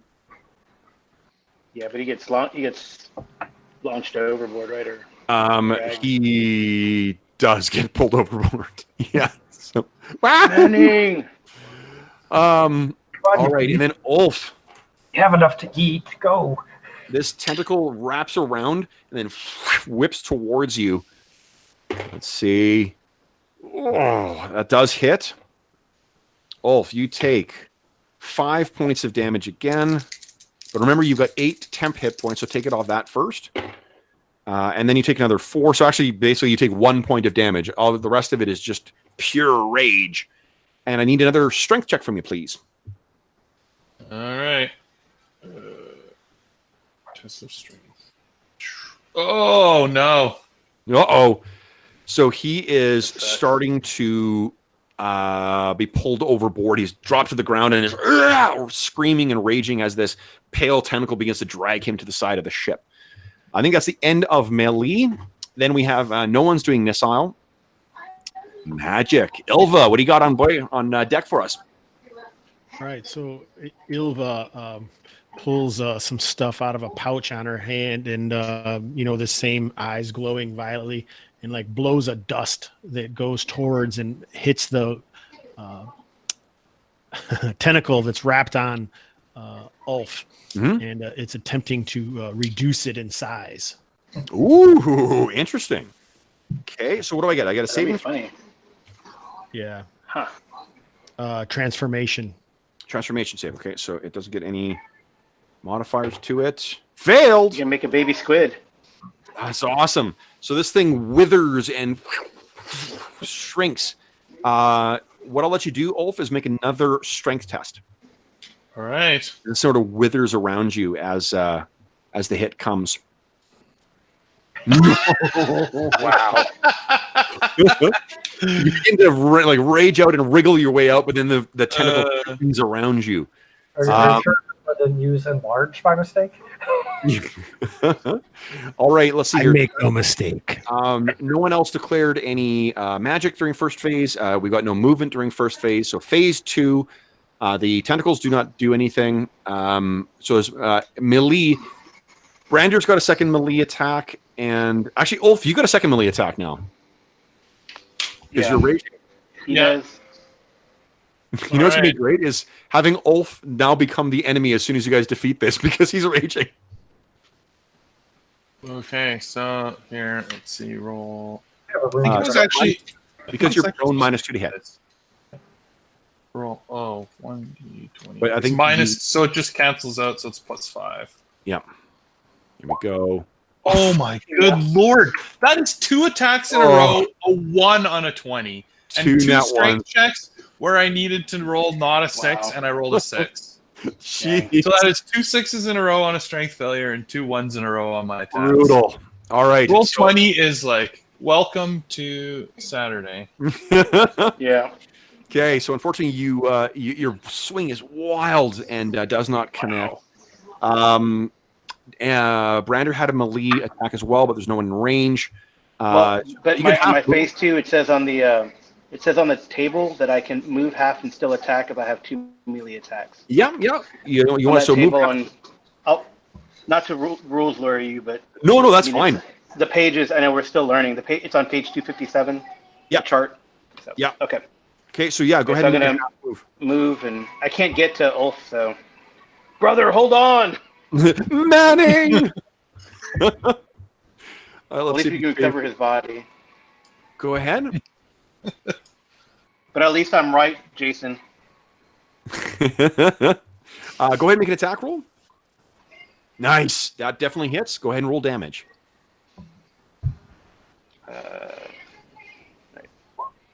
Okay, yeah. So likewise, that one disappears beneath the waves as your mighty axe carves into its suckers and teeth. Okay, so I think that's it for melee. Then magic. No one is doing magic. The second one or second phase. Anyone doing movement in second phase? Thora was moving. Yeah. Go ahead. You can move up to half move. She is frightened of Ulf when he's Berserker Rage. Doesn't trust him. She's just going to take a step back. Like, You're doing good. keep doing what you're doing. Ulf is getting pulled over the side incidentally as well. If anyone has any concerns. Yeah. Well, he seems kind of worthless at this point, so Yeah, you might want to let him flail in the water for a while. Okay. Okay, so then that is the end of round 3. Top of round 3, let's declare some actions.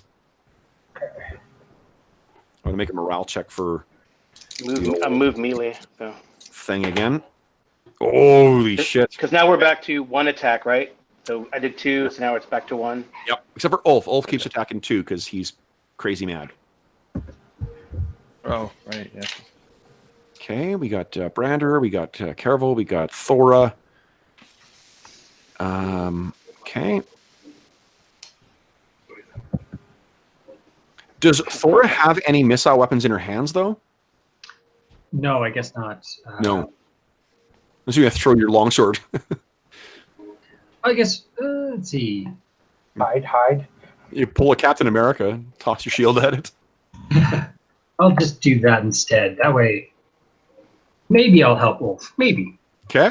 All right. So then it comes down to initiative. Oh, boy. Oh, my Let's go, God. caller. Yay! Thank you, caller. God damn. God smile upon us. You guys are up first. Who wants to go first? I'm going to guess Ulf. Sure. All right. so it loses 50% of its strength. Yeah, I see it scales down, right? Oh, my word. I improved my roll. You did improve your roll. So That is a 2. That is a 2. Jesus. So let's see here. 7. Your Thaco is you needed a 9 to hit. Yeah. Yeah. I literally need to roll a 4. But You're swinging wildly. Basically, the deck is being carved to pieces as he's flailing around with his battle axe, smashing into everything but the tentacle. oh, my goodness. Let's see here. Who else has melee this round? Caerval. Sure, and you said I can move up to 10 feet? You can move half your move, so I think it's 20. Okay. Can I reach basically here and then attack the tentacle in one round? You should be able. Yep, absolutely. Was it 10, 20? Yep. All right. So basically, I see that Ulf is still captured by a turn. Raise the hammer over my head and try to bring it directly down onto it. Awesome.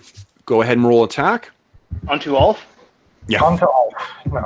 I'm putting him out of his misery. I think I needed a 9 if I recall Yep, that's correctly. Good. Hits. Let's And see. Remember the roll. here we go. Yes. Nice. All right. So you smash this thing, and then the tentacle once again sprays out underneath the might of your hammer and disappears beneath the waves. Ulf. Whew. Let's take a quick look at the rules. Berserk. Yeah, So- he berserks for quite a while, yeah. Yes, and there is a 1 in 8 chance. that he will attack any living creature within 30 feet. So That would be neat. let's roll a d8. There's no way he could roll a 1. Yeah, he's not going to roll a 1. How many D8s do you want me to roll? Yeah. So let's see here. All right, here we go. Bum, bum, bum, bum, bum. Ooh. Oh, narrowly avoided. Narrowly avoided. So what do we see as he leaps to his feet in that blind fury? He like all the pieces of this thing that ended up on our boat are completely minced. He has chopped them until they are completely gone. Awesome. So as the last, He now is covered in the blood that he so wants to be. yeah.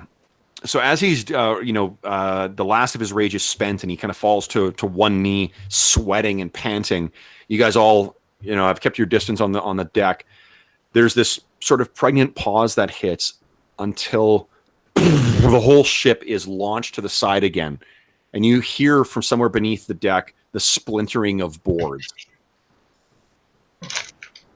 What are you guys doing? I reach down, give my hand to Ulf, and pull him up, say, "We're not done yet." Okay. You see no, as you look down, the darkened waters seem even darker, as if, a blackened ink has filled the entire area around it. So you can't see anything underneath there. And as you're looking over the side, are you guys doing anything, like preparing anything? I was going to cure moderate wounds on Ulf when I had a chance. Yeah, so go ahead. Great. Is there still no wind? I mean, I know this boat's going to go down, but maybe we can make some distance if we can get a sail up. You definitely know that the depth of the water in the fjord would be less than the open ocean, obviously. So but really, really cold. Definitely very cold. Yeah. All right. Okay. All right, so I guess I lament and shake my fist at the gods and curse Uller, which is probably a bad thing. But Uller, you have the ultimate sacrifice now. You have my ship, my life. But we gotta get out, I guess. Okay. Seems like it's happening. Don't worry about my crewmen. So you guys start heading in. Well, they're a part of the ship. I mean, they're all dead. Yes. To the fjord. I guess I recover the body of Manning. He's the only survivor. I mean, the only body we have. Manning was Everyone pulled else under as well, thanks to someone reminding me that was going to happen. So. Oh, okay. Oh no, there is one guy. Yeah, there is one guy on deck who just got smushed. That was Nude. Right. Well. Nude's actually still alive too. Like, he's dying, but he is still alive. Oh, so does anyone? Can Thora or the Ilva do anything for him? Like last rites. Let me cut and paste the tokens over here, guys. Just give me a sec, so you can track your health still. Yeah, I'll leave it to you guys to decide whether you want to expend those resources on a dying man or on your allies, who seem to be pretty banged up. Yeah, I know Ilva's messed up. Ulf is really Ilva. You should probably heal, I guess. Taking some damage, but I can. Thora healed me for 10, I believe. Was that what that was? Yeah. Okay. Is anybody still really hurt? I mean, I'm a quarter down, but Ilva. I guess we gotta. If the boat is sinking that fast and we can't get the sail up in time to get some distance, we'll just have to bail. Okay. Bail where? Swim. Keep moving inland. And that's our only choice. Okay. So, in contrast to the brutal combat that you've seen, the next couple of days are almost maddeningly quiet. There's about 2 days that pass as you are rowing your way slowly through this still fjord that seems to have no end and no sign of life. Once you get about 2 miles, the boat didn't get destroyed. Correct. No, but you're sort of like perpetually having to keep work, through the night. Gotcha. Because as you get a little further in at night, the mist comes in, and we see a couple scenes as you guys are keeping watch on deck where you hear the splash of something hitting the water that you cannot see, but nothing comes from it.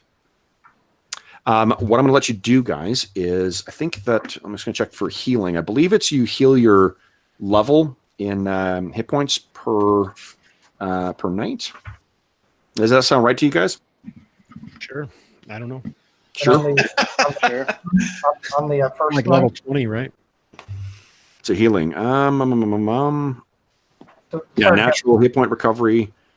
Here it is. No, what you do is you take a dice equal to your hit dice, and that roll is modified by your hit point adjustment. So, for instance, if Ulf, I think your hit dice is a D10, or is it a D12?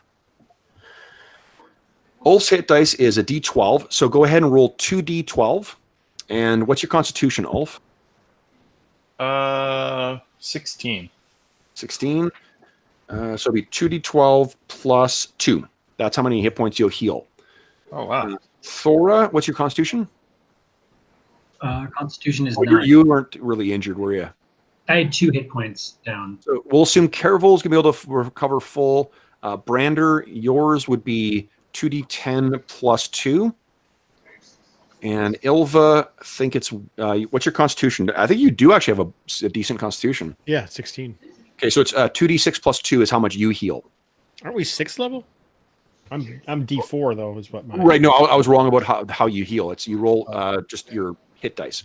Oh, I thought it was your hit die per level though. No. Yeah, that would be a lot, wouldn't it? That'd be 5th edition. That'd be 5th edition. Yeah. It's 2D4, right?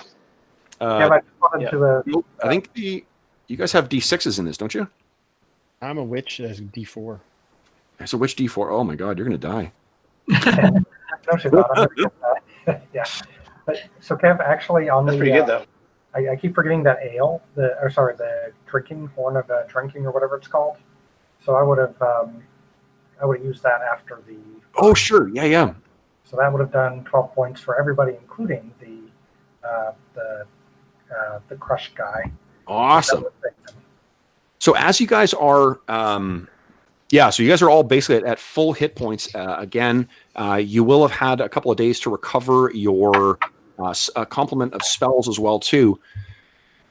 Oh, but there seems to be no, you need to find a source of useful timber. And all of these tiny little scrub pines that you're seeing along the side there's no way that it will suffice. So really, while none of you have admitted it out loud, Brander, you know that this is a dying animal. The dragon's tooth is going to sink if you don't get proper repairs done. And it's on that 3rd day when you see something on the left bank as you're traveling along. And at first you think your eyes are playing tricks on you, Brander, because what you see is a carved dragon's head in the style of your people on the end of a pole sticking out of the water near the edge. As you continue along, you see that a village begins to appear out of the mist on the left. And you hear the sound of a horn being blown there. And this is what you can see, guys. And you see there are a small group of people who are kind of walking down to the dock that's there. And they all seem to be dressed in the style of your people. And at the front of this group, there is a tall, not quite as tall as Thora, but close and beautiful Viking woman who looks like that. Whoa. Oh. It's Oslog. So you guys are probably about, maybe like 50 to 100 feet offshore. What are you guys doing?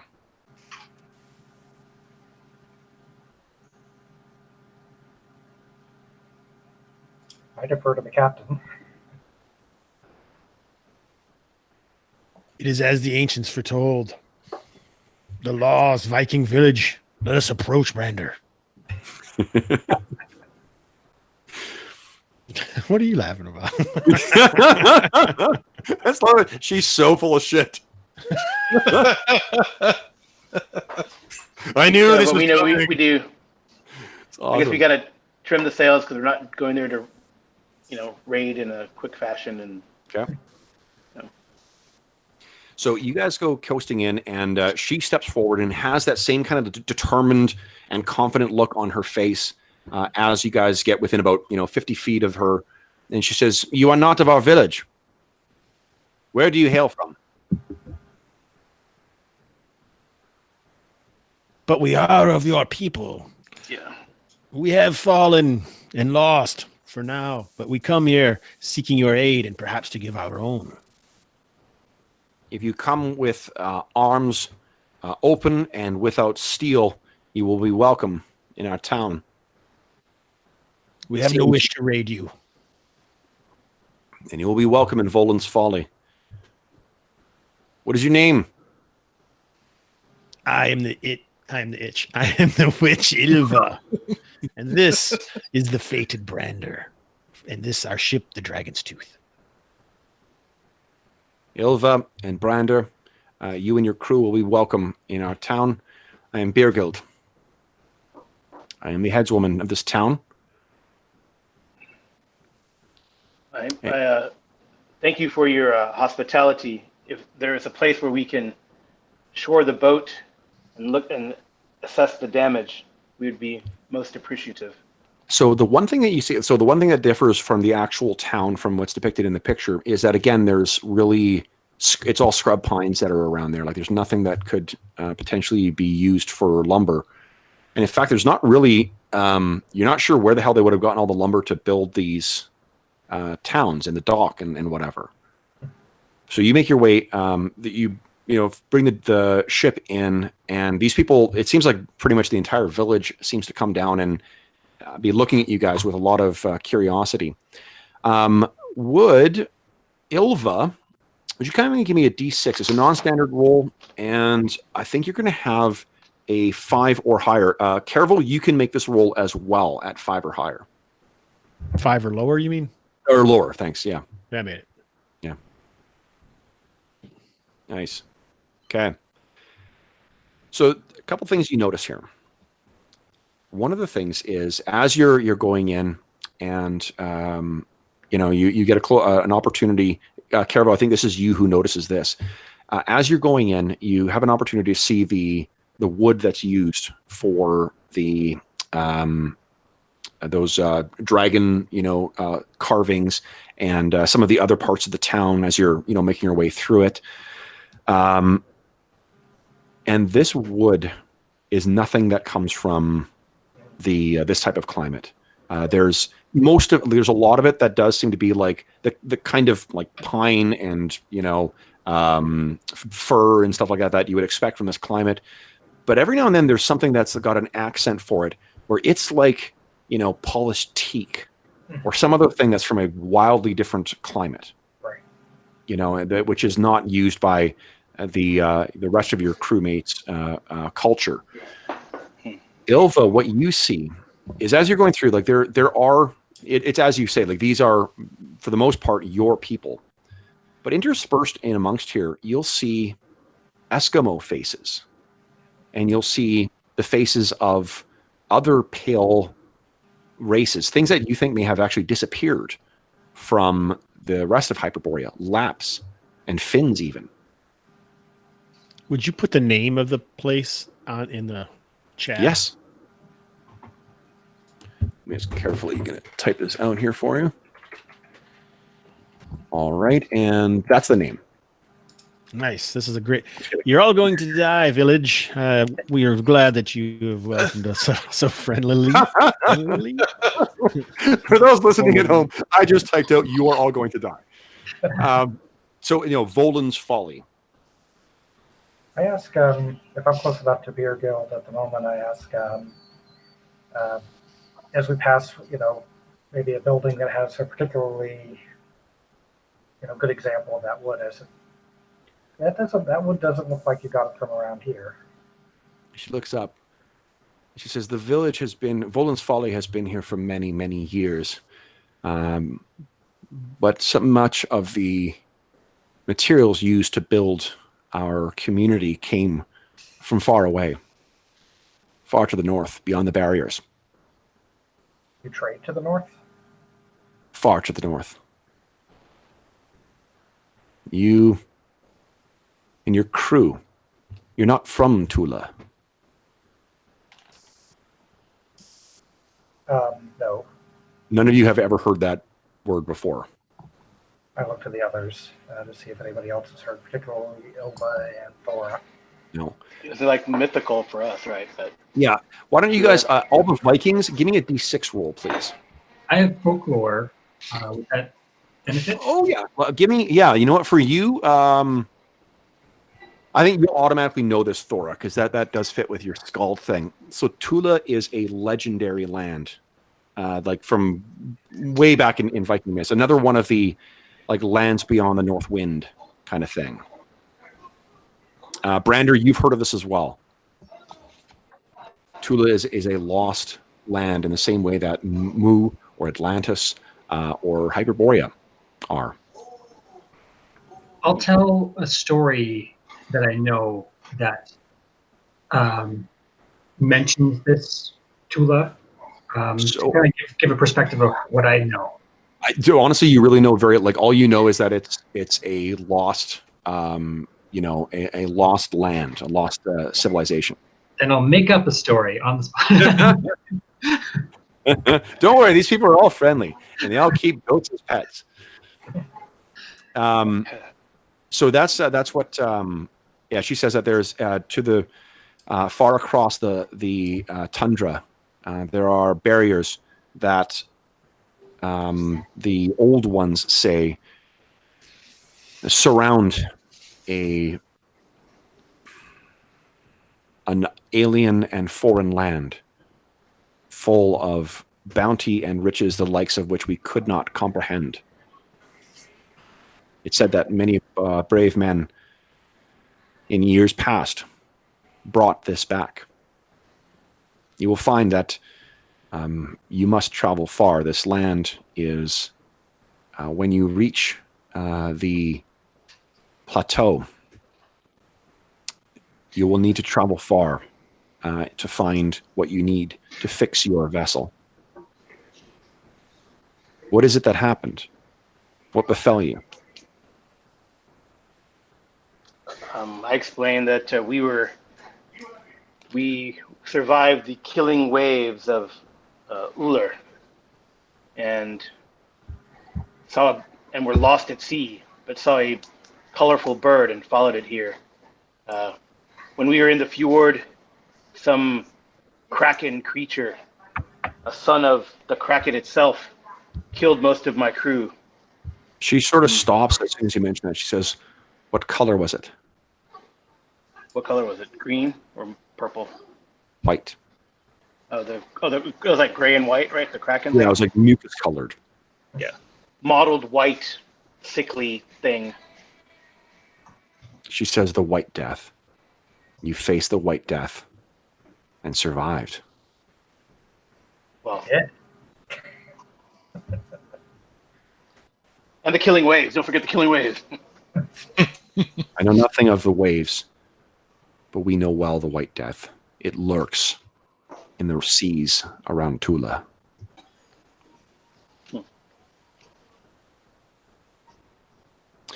But that is behind you. No need to dwell on such unpleasantness. We have food and a warm place for you to sleep. Again, I thank you for your hospitality. We will attempt to repay it. We will discuss tomorrow how if we travel to the interior. It will take planning for you to reach the strands of trees that you will be required to repair your ship. We can plan that and discuss that tomorrow. So you guys have a couple of hours to kill in Volund's Folly. What do you guys want to do with your time, if anything? Or you just want to sack out? How exhausted are we? Probably pretty exhausted. I mean, Brander's just gonna, I guess, like I said, spend his time assessing the damage of the ship, planning on what he would actually need. But he's not like he's very much, his focus is concerned about the ship and trying to repair it and get out of here, right? So that's okay. How about Ilva? Ilva is going to see if she can discern maybe what's going on, seek out whoever people use here for advice, or like a similar wise woman or witch as herself. What you hear is about a woman named Nana. She lives on a small kind of hut near the edge of town, near the blackened stone. Caerval's going to ask, basically, he was going to ask something similar. If there's anybody who knows about death and the ways to cheat death. Nana Okay. seems quite wise. She is our weirding woman. Thora? She's just kind of observing, really curious about these people, and even she's extra curious about, you know, all these different types of wood scavenged almost and being assembled into these buildings. So she's The other weird thing you notice too, and I think that you probably pick up on this once you start making your way around, because you're quite well traveled. For a isolated Viking community, this has a weird demographic mix. You know, as I said, like there are people who are clearly full-blooded Eskimo. There are people who are clearly Laplanders, clearly Finns. You know, different. In a community like this, you would expect there to be a blending of the blood, as it were.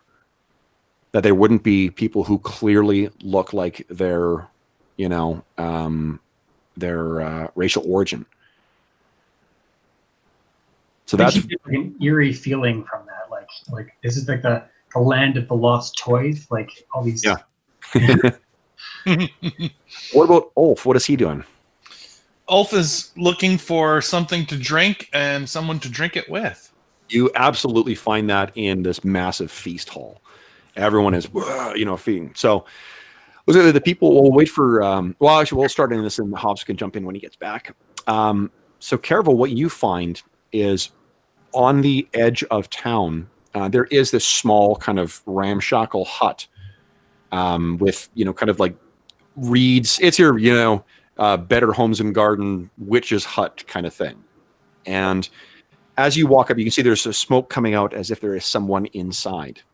You and Ilva approach. What do you do? Actually, one other thing you notice, as you're approaching it, it is on the edge of this clearing right at the edge of the village. But the village itself is sort of built on this sort of triangular kind of wedge of land that seems fairly flat near the edge of the water where the fjord is. And then it swoops up. And you can see as you're getting closer to the edge that there is a path that leads up the fjord to the plateau that lies beyond. But in this clearing, there is a tall and jagged black stone. And it seems as if it's like very, very dark granite, and it seems to have some etchings on it that are likely quite old, given the faded nature of them. Well, I go up to the. So is this on the way to the hut or past? Yeah, like her hut is actually sort of, this thing is on the edge of the village, and her hut is sort of on the edge of the clearing where this black stone lies, as far away from the village as she can get it. Well, you know, etchings always interest me, so I will walk over to this stone first and take a look to see.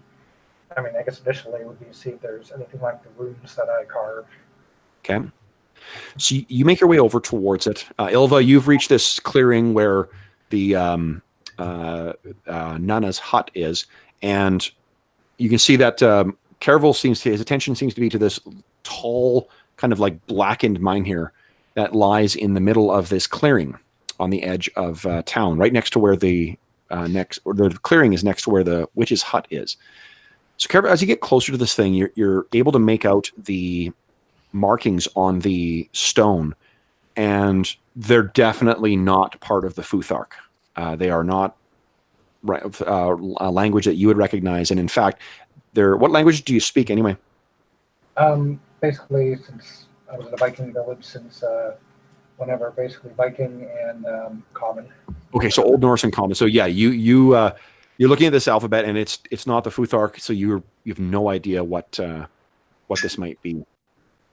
Ilva, were you sort of tagging along with him? Yeah, I think once it was apparent that we're both interested in finding the same person, okay. Ilva will move by there and look. She was once a scribe and is fairly fluent in quite a few different languages. Yeah. So just for the sake of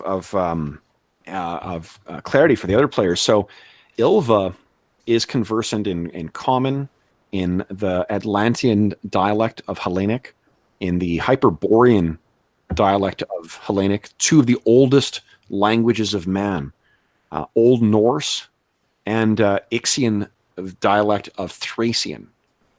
So four languages of particular power.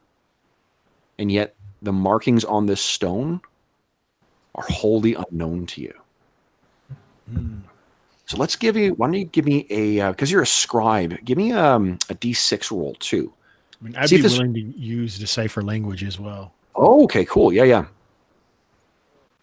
So do you want to use the, well, give the roll first. Let's see if you can pick it up without having to waste a spell slot. Ooh, did it. Hey! There you go. Okay. So, Ilva, you know that there are several species whose empires rose and fell before man emerged from its caves.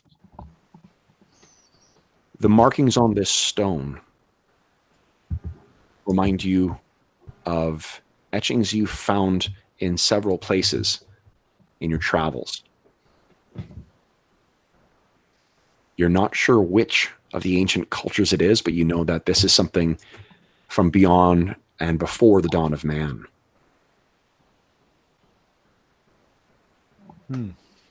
Okay.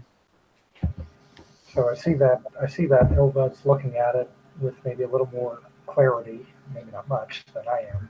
As she's looking at the stone, you see she's being very careful. Like her hands are sort of drifting over the markings, but not actually touching it, as if she's very carefully not touching either the stone or the markings of power, because of course you and Ilva both know there is great power in words.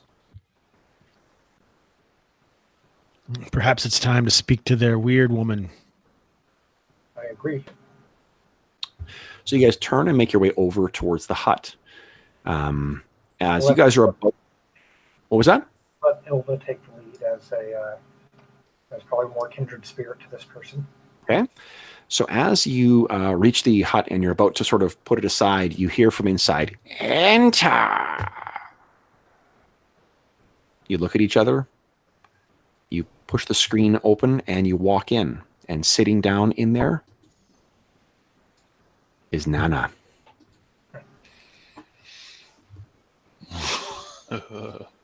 She looks up.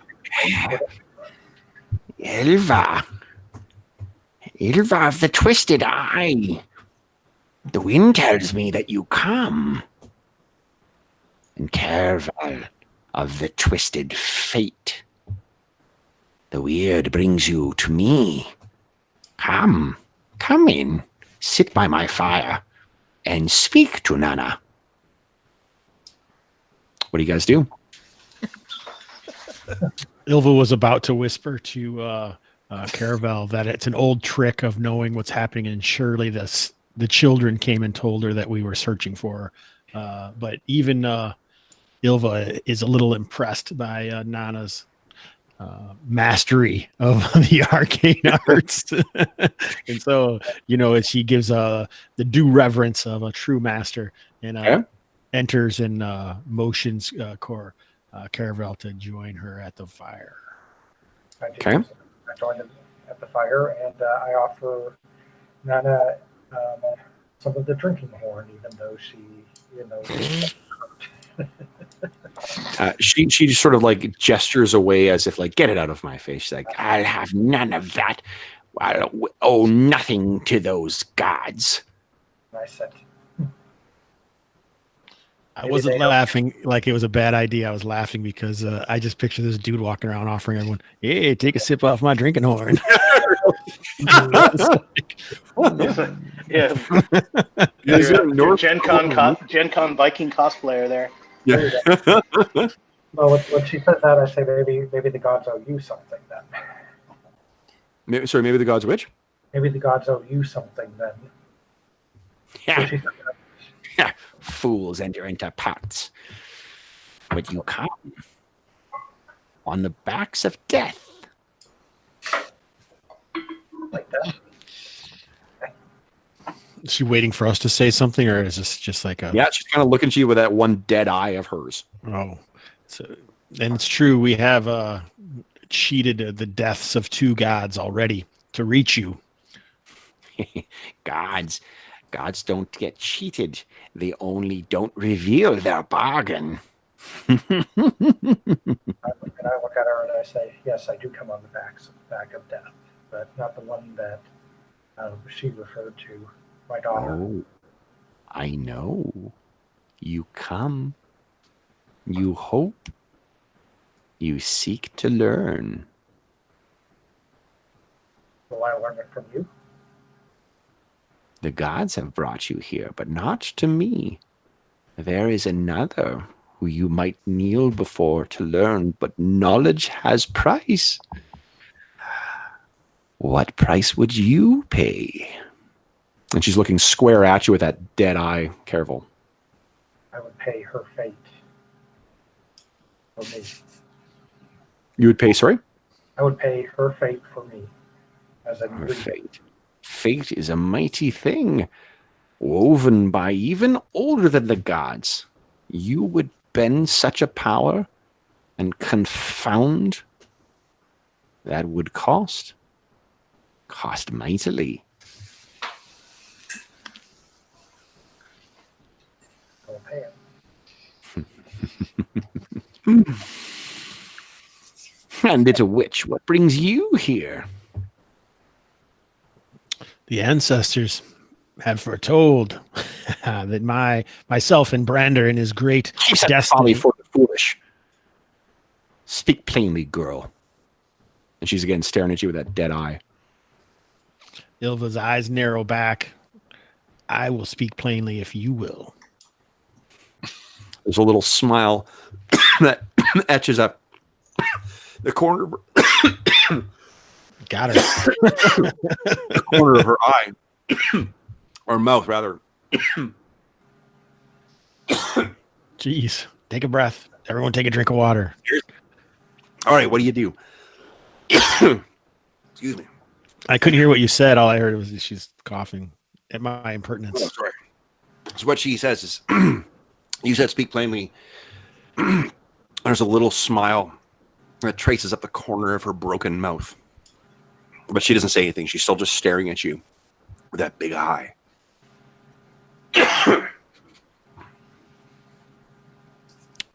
We seek our homeland, and Caerval's problem seems to have tied us all into his fate. Who is it that we seek? Can you tell us how to get there? You sail in a boat of death. And such things are built from corpses. But you, she looks at Caerval, you have much to learn.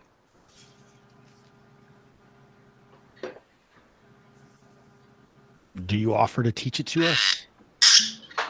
I know. The power to twist fate and souls is beyond my power. But there is one. Do you offer to help us? He leans forward, or she leans forward, and it's now looking, the fire is underlighting her face. And she looks at you, Caerval, and says, is she worth what waits in the Rhyme Spire? She's worth everything. She leans forward. Then you must know what must be done. And she looks at you, Ylva. Home awaits.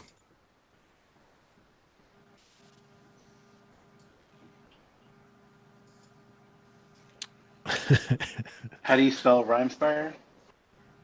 Do you ask her? No, that's what I'm thinking about. That was me. I was out of Hold on, I'm trying to get this down. I feel it seems this is already a home away from home. What can you tell us of Oh, you think this your home? Volund's Folly? The name says much. Aye, See? who is Volund? Another foolish traitor. Someone who thought he might make the best of a pact. Seems the master of the Rhymespire was more clever. That's what I thought. I thought we spoke of speaking. I'm sorry, Kevin. I Plainly. couldn't hear. I don't know why. Yeah. Are we not? You have wisdom, little girl. I try. Where lies the Rhymespire? Beyond On the the plateau? tundra. Beyond the tundra to the north. Deep in the crevice. What? Embraced by shadows. And drenched in death. But the master of the Rhymespire would claim a heavy price. And she's looking at you, Caerval, while she says this. But this is not your fate, Ilva. Little Ilva. What Build your sort? boat. Oh, shit. Go Build ahead. your vessel from the bones of death. And flee. Flee, little Thule. For more will come. And he awaits. Death rides every Reaver ship. It is well known. What threats lie for us in the crevice, or in the tundra, or beyond? One cannot be told such things, nor is it for your ears. Surely, you are hungry. Yes, you seem to hold many potions and vials of the witch. Are you willing to trade reagents? You have nothing to interest me, little girl.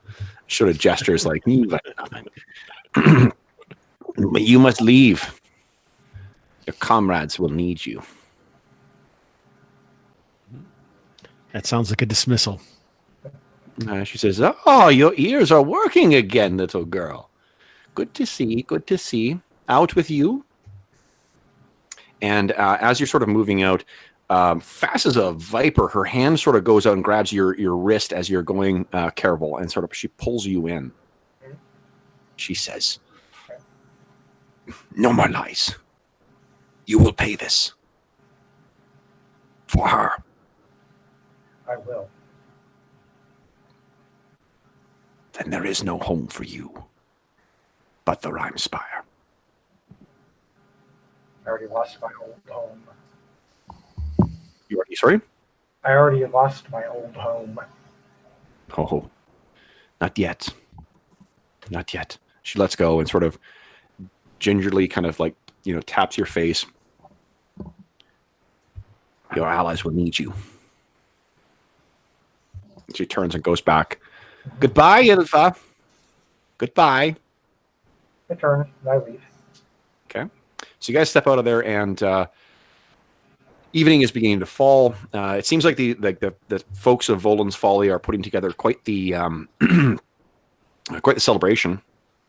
You guys are going to have Ulf is already full into it, incidentally, and you can hear him and yeah. Oh, and what's his name? Did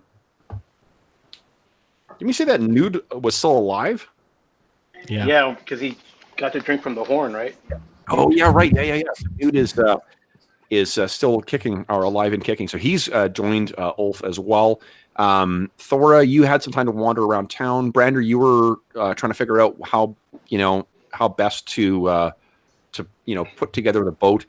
Honestly, the only lumber you're really seeing is these town or the town itself, where you don't know where the hell they got their wood from. But Thora, I wasn't trying to put it together because you said we can't already, but trying to see how much lumber we would need if we got to a place that had the right kind of wood. Right? Sure. Yeah. Okay. So you've definitely got an idea in mind as to what you would need. All right. And after that, I go find Ulf to start drinking. Okay. Yeah, So you guys are in a place in the center of town, and much merriment is had. Thora, sounds like you're a little unnerved, though, because I guess it's a riddle unanswered for you, which is probably not something you're happy or accustomed to. I'm thinking I'll try and think back on stories of places that people get pulled to or drawn to, like almost a, if someone gets lost at sea, do they appear in a certain land? Or if someone gets lost in the woods, do they appear in a certain place that has a common feature in the stories, in the lore? I don't know if I'll get anything, but that's what I'm doing. I'm scribbling my notes, trying to piece it together. Okay. So yeah, no, I mean, there's nothing that's coming to mind that makes sense of this place. But while this whole voyage has not been terrific for you guys, has not really been a barrel of laughs, and Brander, you've lost nearly your entire crew. Yeah. This is small. You do manage to, I think, as Vikings who live on the cusp of death or with it all the time, to take pleasure when you can. And the fun that the evening is really an evening of merriment. Everyone is very happy to see you guys. There is much drink. The beer and food. You have no idea where the meat's coming from, but there's caribou. There's just a fantastic evening. There's singing. Even though Thora, you may not get involved with it, there still is some songs as well that are being sung, and these seem to be very, very old traditional sagas that are being sung of. The stuff that would probably date back to old Earth. But then as the evening wears on, you guys, people start leaving. You guys all have your fill, and you are able to drink in the basically the feast halls where you guys are all going to be sleeping. So it's this beautiful, like, big roaring fire in it, and that is where you guys fall asleep. And then you are awoken.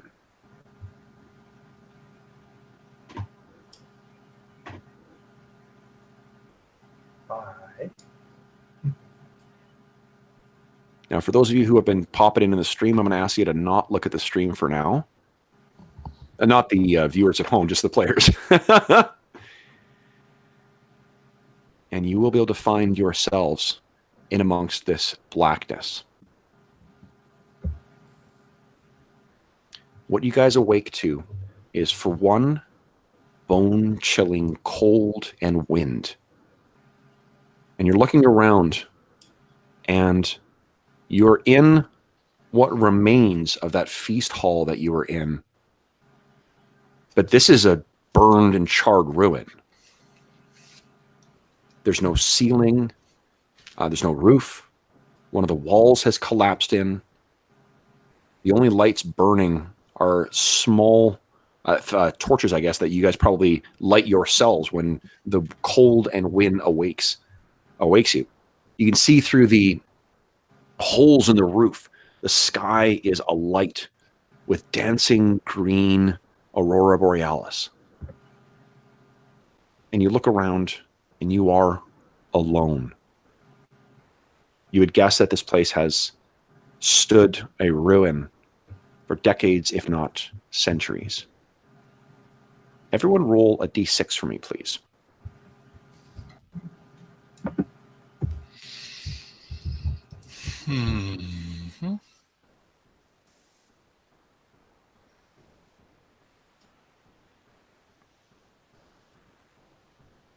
Okay. Oh, and everyone can take another point of Astonishing Fortune as well. That was good role-playing in the town. So much so it left me choked up. Literally. Good Okay, one. so we got Thora, who has not rolled. There we go. Okay. Ulf. You sort of get up, and the cold sort of hits you. And you're looking around, and your thought is, where's the beer? And you hear something shuffling around outside of here. And you think you can hear a...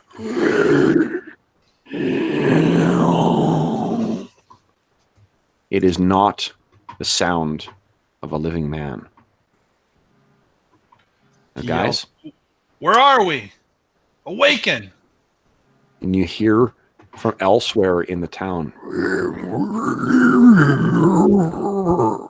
From outside of these walls.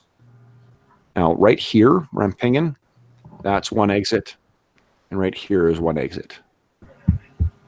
And the distance you can see is the distance that your light extends. Guys, let's declare actions. Well, so are we like taking off our armor and all that kind of stuff, or? No, I think that you've had sufficient. Like once you woke up in the cold and under the light of the Aurora Borealis, you've been able to get your equipment back on. You've lit some torches. Okay. So just bear in mind, which of you, tell me if you are, right now, each of you has a torch in your hand. Let me know if you drop it, and I'll just adjust the lighting on your token. Is my axe a one-handed axe? You can use it one or two-handed. Okay. It found me. All I could see was dark. There. Okay, I see it. Yeah. Yeah, sorry. You might want to zoom out a little bit. You can ping us to that if you hold down Shift and then hold your left mouse button. Can I? Kevin, it'll like separate. You'll see. It'll just set her up the whole. If you want to give me an opportunity to just fuck around with your view, that's probably a bad idea. Dave and I have Dave F, who plays in our ongoing campaign. We have a running game of me making him see shit as pop-ups and him closing them down.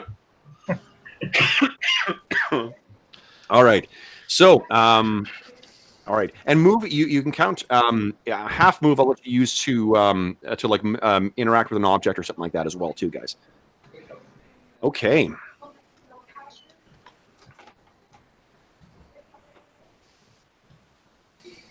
Yeah, I think that's the attempt. Okay. All right. Excellent. Now, Robert. Yep. It's in your hands here. I rolled a 3 for initiative. Hey! Nice. All right. So, first phase, we've got everybody moving. So, question. Distance. So let's see here. Your character, just to give you a judge, it's really hard to see the squares on this thing. So I think what I'll say is basically picture that your character's token takes up about 10 feet. So you can judge, just eyeball how far you can travel from there. Don't use the measuring; it's not accurate. Oh my god! I'm just kidding. So, who would like to go first? So we go through the other phases. No one's like melee attacking that you can see or hear right now. So we're down to move. Who wants to move? I'll go first. Which is the back door and which is the front door? The one you came in was over here. Can Ilva go? Sure. Yes. All right. I'm just going to basically send Duger to scamper up the wall, and so he can see, and then Ilva can see through his eyes to see what the heck is going on outside. Okay. I don't think.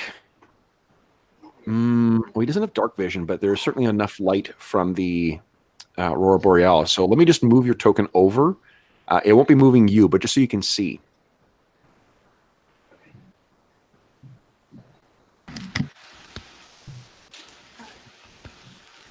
And what you can see outside, shuffling along, is this. I'll tell the skeletons of those that came before are outside now. I know not what happened to the town, but it looks destroyed. Okay. Who'd like to go next? So that was the front door. So maybe we should go out the back door and try to, outmaneuver these things first. Get a better, or open the door and bottleneck him here.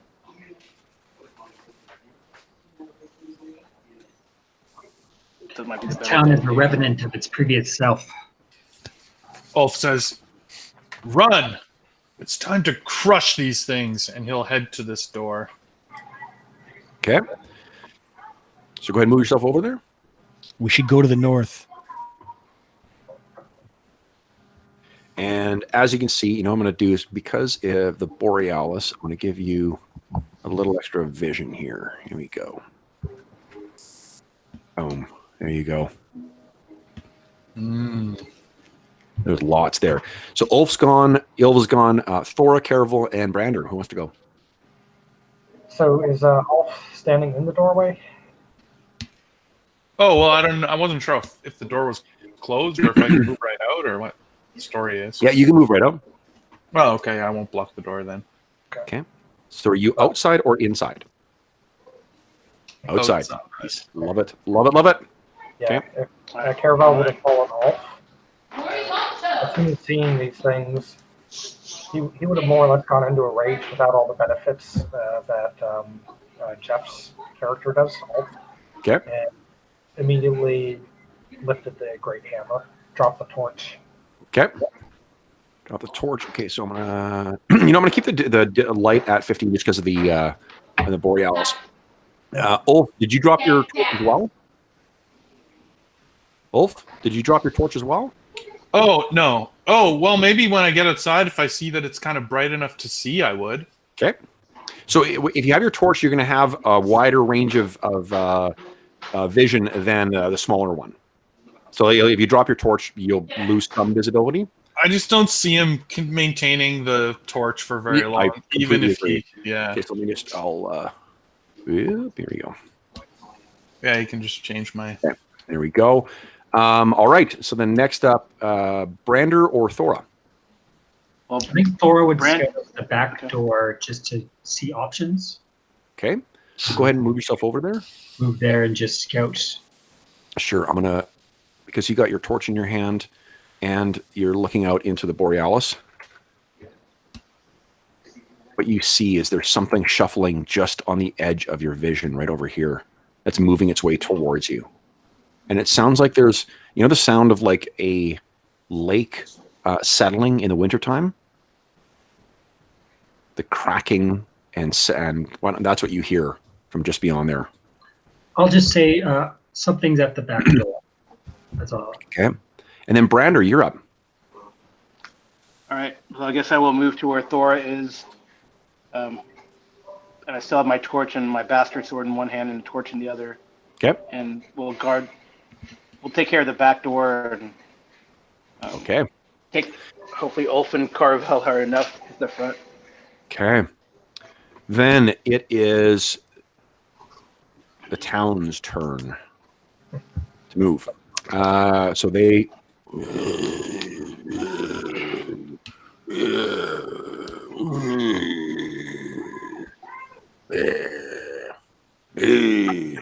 There's very little that I enjoy about role playing more than making zombie sounds.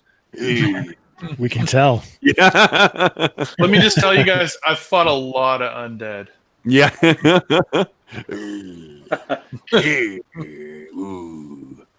And I think we're about to fight a lot more. Yeah. I'm There- used to it. Seem to be a lot out here.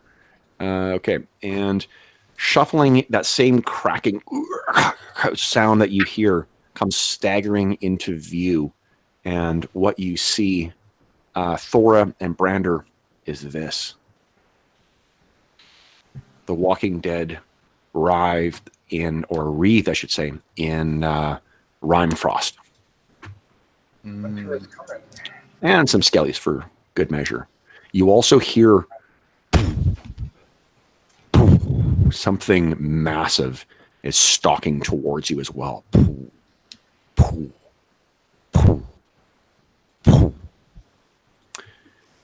And that is it for phase 1 for the move. Phase 2. Who is Malian? So we got Caerval, we got Brander, we got Thora, and we got Ulf. Everybody wants to hit shit. Who wants to go first? I'll let the Berserker go. Yeah, let's go, yeah. When in doubt, let the Berserker go. Nice. 20 plus 5. I'll zoom in a little bit to get a little better view here. There we go. Nice. 13. 13. Yes, these things are actually, after having fought that, what do you call it? That the White Death's tentacles. This thing is super easy to hit. That definitely hits. Go ahead and roll damage. Okay, that is 1d10. Oops. Oh, and there's actually a pretty badass fighter thing that will trigger here too, Brander. Oh, Holy that's shit. right. 13 damage. Yeah, so you annihilate this thing. Brander, any of the skeletons, the smaller ones there, those are all one-hit dice things. Okay, so you, Ulf yells out, they can be killed! Okay, After he takes one down. nice. Okay, so I think that's Ulf's action. Let's see here. We got Brander, Thora, or Caerval. Well, we can stay on this side. I'm going to swing at. How do I show you which one I'm hitting? Just go ahead and hold down on left click, and it'll create a little ping. Yeah, there you go. Okay. That's a hit. And you said that something triggered when Jeff hit? When you... Only for Brander, I think, right? Yeah, Brander's a fighter, and fighters get against anything with... I think he gets 2 attacks against one-hit die creatures. Right. Yeah, oh yeah, so fuck, you bring your hammer down and shatter this thing. All right. That is Caerval. Then we got Thora or Brander. All right. I guess, can you, when you move, can you do I don't know, I hate using other game systems references, but like in 3.5, you can get something ready as you move. Can you because she already has, here's my idea. She already has Thor already has a torch. I can drop my torch and put my shield up and move forward to attack this thing. Yeah, I'm totally fine with that. Okay. All right, so that's what I do, and I move forward to attack. All right. So the rhyme skeleton. All right, so go ahead and make your attack roll. Oh, it's plus. That thing is not a lesser foe, just as an FYI. Okay. All right, well, I had my bastard sword out, so we'll see. If this doesn't work, I can unlimber the great axe from my back or whatever, or fall back or whatever. 16 definitely hits, definitely. Go ahead and roll damage.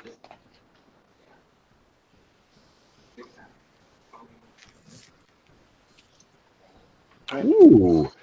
So it is a brutal hit on this thing. But hitting it is honestly it looks brittle. It looks like just a shambling skeleton with some armor on. But hitting this thing is like hitting thick, solid ice. So you chip a good chunk of it away. You smash part of its skull away. One of its arms is knocked to the ground. But for the most part, it's still it looks really messed up, but it's still in one piece. Next is Thora. What are you doing? Can I move just a little bit out to get a melee in? Yep, absolutely. Right, I'll do that. And I guess I yell back, Ilva, there's something foul back here. You said witch magic to do something. Right here, and you can see the edge of that, guys. There is something looming there that probably stands about 10 feet tall. As it stomps towards you. Oh no, Thora! Unfortunately, that is this thing is surprisingly fast, and even though it's lost one of its arms, you swing at it and it batters your long sword to the side. That is it for Melee. Ilva, did you have something you were doing in second round, or was it? Yep, magic. Magic. Okay. What are you doing? So now I'm going to pull out the same similar dust, but from the opposite side, and it's actually going to enlarge Brander. Nice. So why don't we do this? Nook shook. So 1.5. So attack damage totaled and multiplied by 1.5. Yeah. So your damage will be 1.5 more now. You go. Yeah. Apache Chief Big. All right. So now let's. And you said attack also, Jason? Nope, I did not. Just damage. Just damage. Yep, just damage. Okay. All right. I think that is the end of round 1, guys. Type in what you're doing for round 2, and then we'll roll initiative.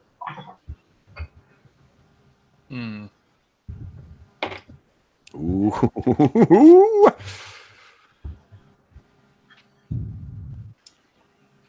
Is there like a? Is it only like move, melee, missile? Is there like any kind of a defensive thing you can do?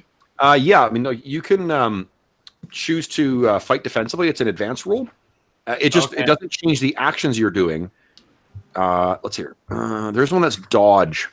Like that's what I'm saying. Like if I'm choosing not to move this turn, assuming these things are coming at me. No, there's not like an action. It's not like like it's not like an action economy where you spend actions to reduce the chance to be hit. You can take certain tactics, like you could parry and block. Will you do a shield out or no? No, I don't have a shield. No. Okay, so then I bite them. I don't carry them. You could forfeit an attack in order to get +2 to your AC, and then you can still move. I see. Like there's no like nothing to do if you can't double attack and you're not moving. No. Okay, so we got melee move, move magic. I guess. Sorry, Brainer's got 2 attacks this round. Magic. And nice. Okay, then Robert, why don't you go ahead and roll initiative?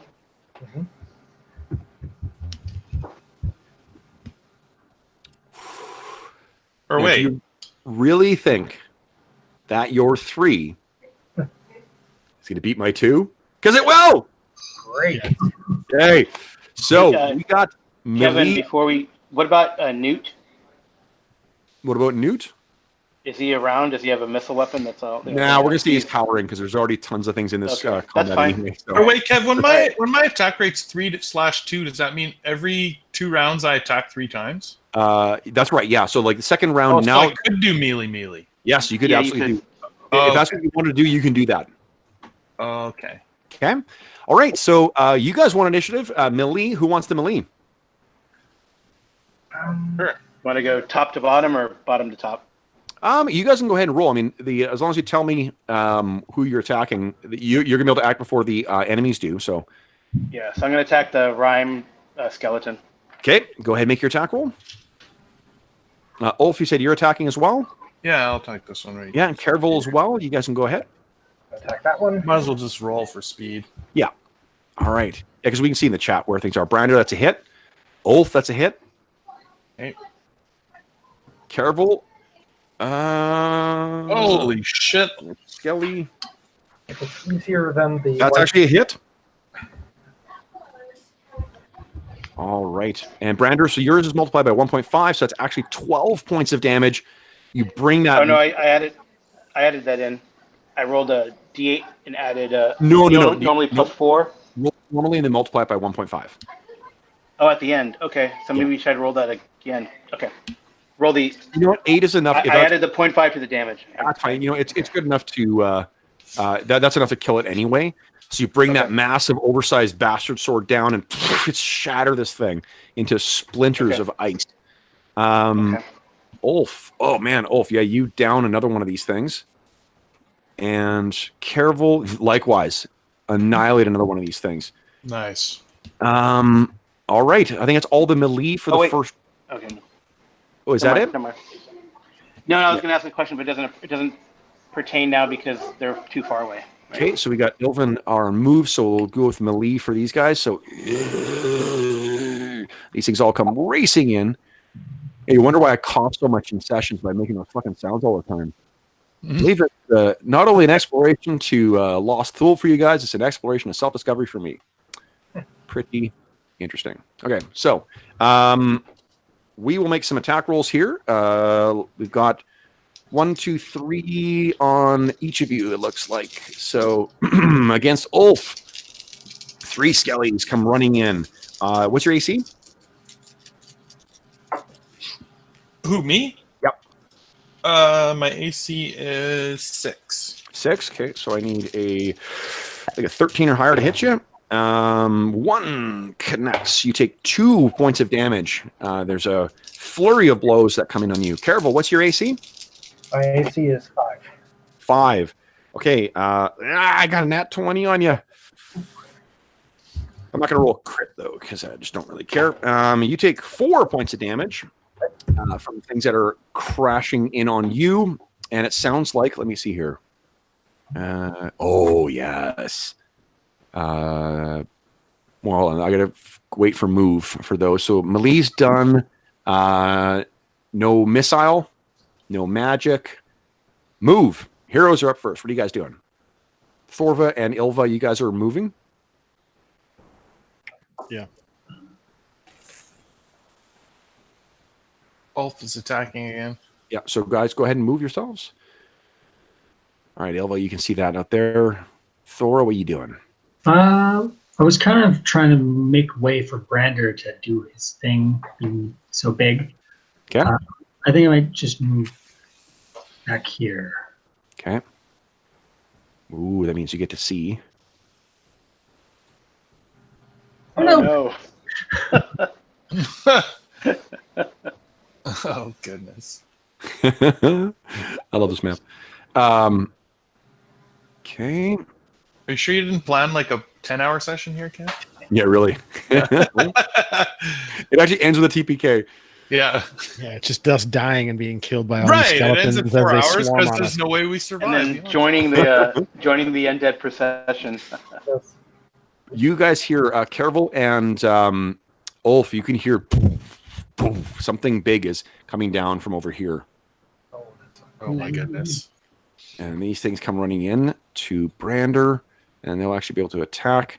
And then this big guy, boom, boom, boom, What comes the in. heck is that? And this looks like this. Brander, you have been at the sea to know long enough what this is. This is the sunken undead. This is a Draugr. All right. Now, I killed tons of those in World of Warcraft. all right, so we got 2 attacks with the skellies on you, Brander. Those are both misses for sure. And then the Draugr steps forward, brings its massive sword, which is like the size of Thora, down on you, and rolls a nat 1. Smashes into the ground and gets stuck in the ground. It looks up at you as it struggles to draw it out. I'm going to have to spend next action taking that thing out of the ground. Ooh. All right. And I've moved everybody, I think, for the first phase. Oh, yeah, we got to move these guys in. Hello. Hello. Hello. Hello. Okay, phase 2. Anyone meleeing in phase 2? Melee 100%. for me. Rolling melee. Yep. Anyone who's meleeing in the second round, you go nuts. Oops, did I click? Oh, no, that's the right thing. That's right. Yeah, it definitely hit. I used to roll that high. And, no. And, bam, 9 damage. Yeah, another one of these things goes down. And who else is meleeing second round? Brander, you got a second attack. Brander. So I have a question, a clarification on that ability. When I'm fighting 1 hit dice, it says double normal melee attacks. But does that mean that that's the only opponent? Because I'm going to focus on the Durgar. Yeah, yeah. It's Draugr, not Draugr, yeah. Durgar are tiny Draugr, little angry dwarves. No, so then you do not. It's only if you're like mowing through, stormtroopers kind of thing. Mm-hmm. All right. Well, I'll call out Battle Brothers, Ulf. The glory is on this side of the building, you fool. Newt, bring me my axe. But I'm going to attack him anyway with the bastard sword. But this is more tactically optimal, so fuck you, Axe. Yeah. Go ahead. Well, the armor class 2 is very nice. So. Yeah. Oh, definitely. Okay, so you go ahead and make your attack. Does anyone else have a second? I'm going to use a point, an astonishing fortune point. Yep, to get auto hit. Sounds That good. looks like a miss. And then I roll, right? And then you multiply. Is that what you're doing? Yes, just roll and then multiply by 1.5. Okay. Whoa! Whoa! 18 18 points of damage. Fucking massive strike on this guy. So, like, not only do you splinter his shield in 2, you nearly drop him. Like part of his that big horned helm of his is smashed in 2. Part of his body seems to collapse in.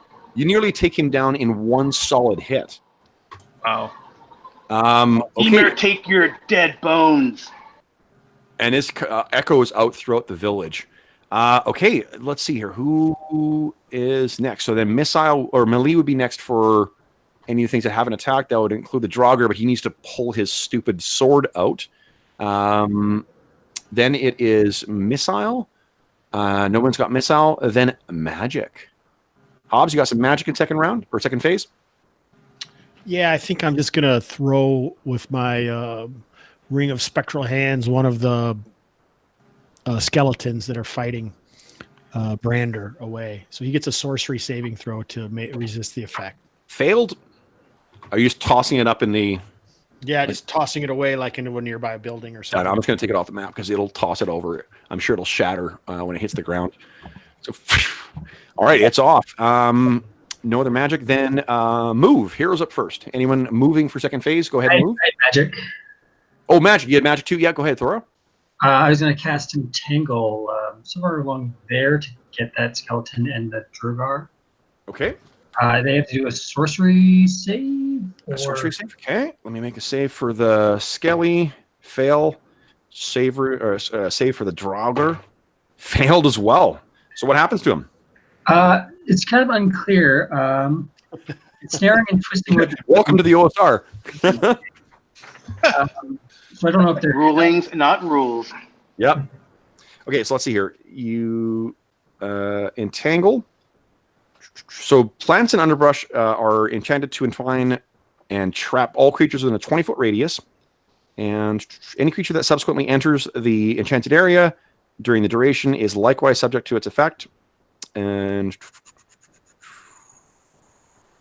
so if they fail the save, it's actually, to be honest, it's pretty close to what Entangle is now, which is that if you fail the save, you can move at half movement. If you fail the save, you're stuck. If you make the save, you can move at half.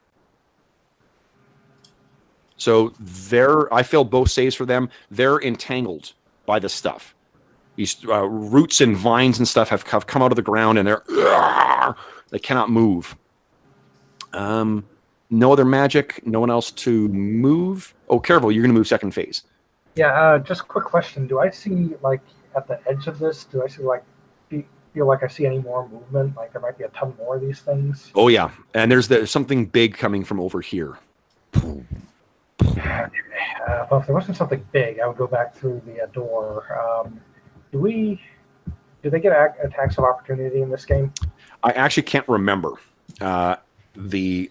It's not like I get this and Adventure Conquer King confused. Adventure Conquer King, you can't withdraw unless you're actually expressly saying it. But I don't think that's the case in this. Well, if that's the case, if I can go between these two guys, I want to see what's coming at us. Let's see here. Like, if I can make that move. Yeah. I don't think you can move through creatures, though. No, you can't move through things. Okay. Like, if there's space enough in between these two. If not, then if there's space between these two here. Otherwise, I'll stay where I am. Yeah, it says. Push. Yeah, I don't see anything about attacks, so I'm just going to ignore them for now. Okay. I'll have to read that up between now and next week. Okay. Okay, so where are you moving? I would like to go through here. Sure. Yeah, I'm sure there's enough space there. I'll let you just squeeze through those guys. And they're all kind of turning and trying to draw their attention on you. However far I need to go to get the thing that's coming in range. So this is 20 feet? Yeah. Okay. Okay. And last move for these things. Yeah, out of the darkness comes a rhyme skeleton and another Draugr. Okay. And I'm going to start moving these things up. And as these things are stomping into range here. So you say, oh yeah, there's a bunch more moving up here. Here we go. Let's hear it. Everyone give me a D6 roll again, please. And then we will declare actions for round 4, I believe, 3 or 4. Nice. D6. Ooh, Brander. Brander, you spot out of the corner of your eye one of the skeletons right here. has tatters of blonde hair falling down, and it is dressed in a dress like that.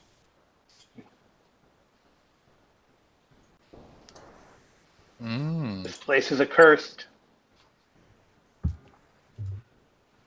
Are there like sanity or horror or anything like that checks? Do we need to? No, I'm not gonna. I think you guys can role play that appropriately. And Caerval, before you declare your action, what you hear in your ear, in a language that you know you do not speak or comprehend, but in words you understand, you hear, "Come to the stone." The clearing is up over here in the northeast. Sorry, can you Ping again? Yeah, sure. It's up in this direction here. Okay, got it. I yell loud enough for anybody to hear. To the northeast. That seemed to be directed to you. I know, but I yell to anybody. Oh, okay, got it. Okay. That way all right.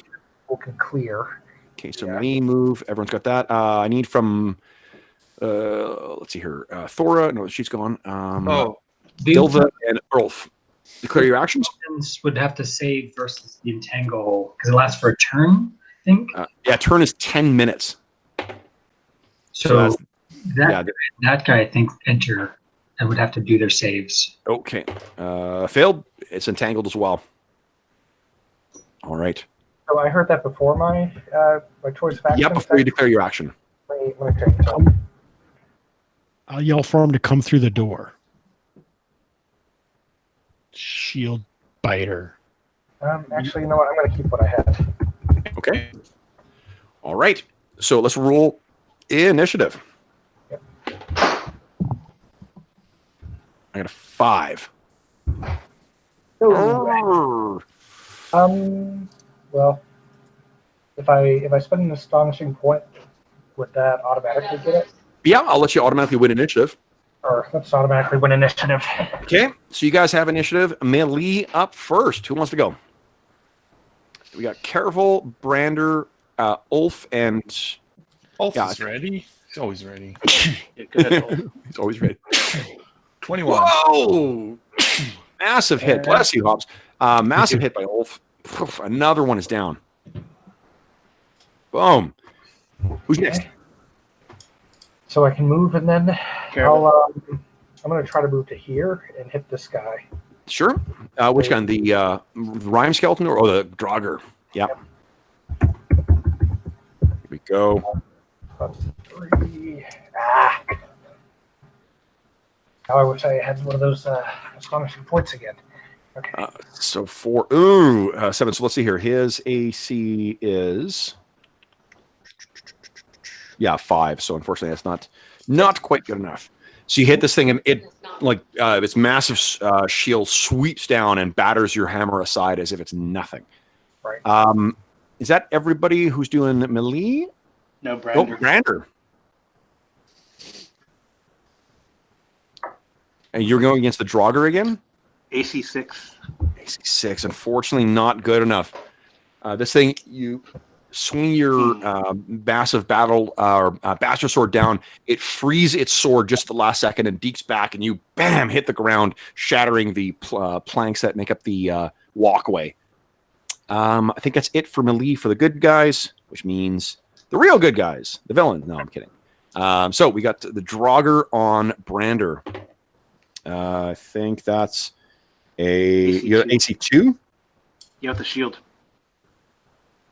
Nice. Okay, actually, then let me see. It's 15. He actually misses. So you trade blows, but your that big Draugr's bastard sword swings around, and you get your shield up in time. The little skelly that's in front of you there, it tries to attack and misses. There's 2 more skeletons that kind of race, try to get around the side of the Draugr, but get entangled by Thora's spells. one of these rhyme skeletons comes running up to Thora. Thora, I hit a AC of 4, so I think you're hit. Is that right? Where my character should go?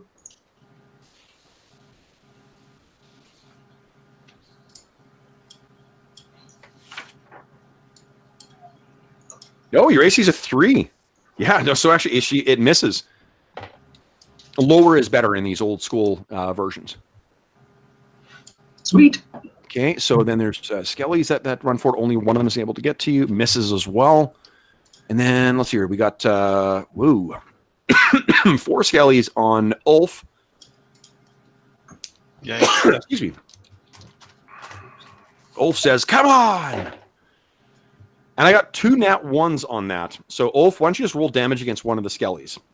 Nice. And I've got Draugr on Caerval. 3. Boom. Whoa! I'll say take 2 of them down because there's plenty to spare. And the Rhine skeleton on Caerval misses as well. And then I guess the other ones will...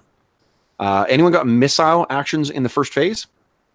No? Any magic actions in the first phase? Yeah. Okay, go ahead. So Ilva pulls up her staff, rattles it a few times, and blasts the Draugr with a ray of enfeeblement. Oh, nice. Do I get a save at all? Yeah, sorcery save. Sorcery save. Nat 20. Fuck. Saving throw is modified, but defense adjustment. Okay, cool. Okay, All so it's you hit this thing, but it your sorcery is just not able to find purchase on its. It washes off of it. Yeah. No other magic movement in phase 1. I was going to move, but he already came to me, so You can move away if you. Oh, so that's what you were planning on doing, is moving to them. yeah. So Okay. So then I'll just move with the guys who haven't attacked. So more of these things shamble forward. And you can hear there's a lot more off in the darkness as well. And that's it for phase Ulf is 1. holding the line. Phase 2. Now, Amelie. I think nobody's got a second attack this round, right? No. No. Dora. Okay. Dora's on melee, right? Dora's doing melee. Amelie, okay, yep. Thor Then go has ahead, melee Thor. in second phase. Yep, go ahead. I'll hit the rhyme skelly. Okay.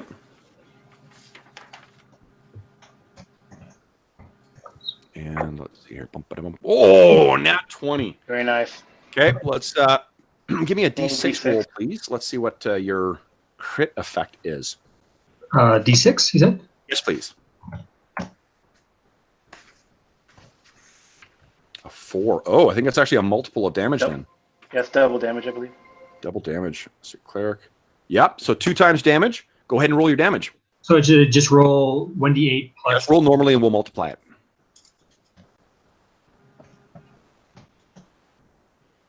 Nice, 14 damage. Wow, you actually destroy this rhyme skeleton. You hit it and it falls down like a broken or dropped Very icicle. nice, sister. All right. So that was it for melee second round. I guess actually these things could technically attack it now. Let's do that. Another nat 1. Good lord. Go ahead and roll damage again there, Ulf. And any no missile in second phase. Any magic in second phase? I don't think so. Another 15. Holy Toledo. Jesus. All 2 down. damage. Boom. Any movement on second phase? Yes. Caravels. Okay. Tell me how far you can go. 20 feet. 20 feet. You said. You could move 20. Yeah. So what is this? About 5, 10, 15, 20? Figure which way you're trying to go. Like to the north there, northeast. basically north. Yeah. So I think you can probably get to about there. Okay. Got it. Okay. So you go racing off in that direction. And let's see here. Ulf is moving. Okay. Go ahead. I think he's going to head through the building. Okay. I don't know how far to move him, Kev. Just tell me roughly. You move full move, so I'll put him right there. Okay. Okay. So we are going to drop because we're getting pretty close to quit time right now. Let's just plow through these guys in a little quicker fashion. So that's end of round 4, I think. Let's go to round 5. Right. Ilva was going to move to see if she could get a path around this. Oh, sure. Yeah, go ahead. Stuff and use send Duger the mouse up in front to see if there's anyone else around. I guess so. Okay. Yeah, and there's more that are like charging down here as well. So You hear the sound of Nana, or the voice of Nana in your head. Yours is a ship of death. Build it on the corpse and flee home. That was our intention. Now, let's just go on a round-per-round basis and drop into some narrative action here. So what do you guys... let's just roll initiative. See who's going to go first here. I rolled a 6. 4.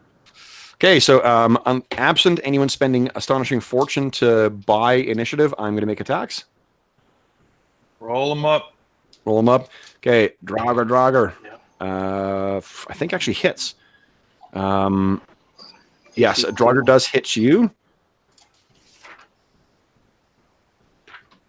Holy shit, boss. Okay. Brander, you take 17 points of damage as that sword clatters on your shield and actually, connects.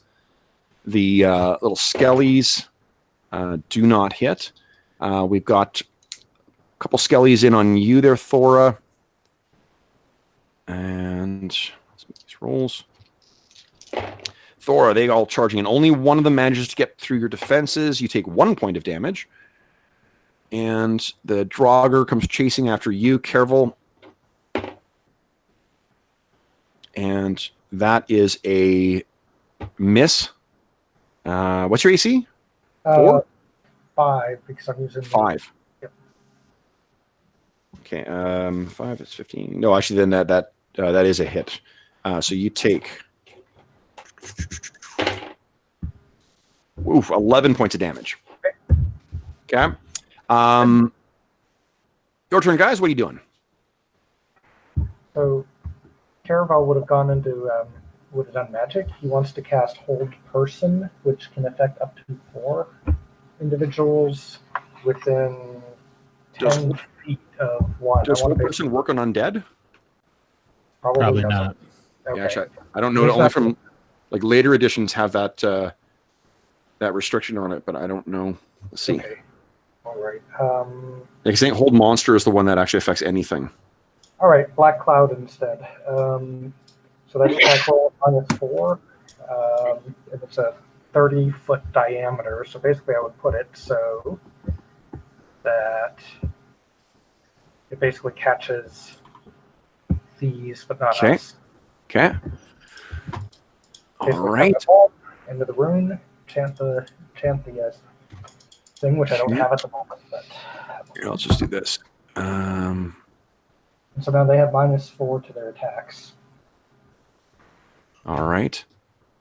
So it's about like that. Oopsies. Wrong thing. Let me just. Oops, come on.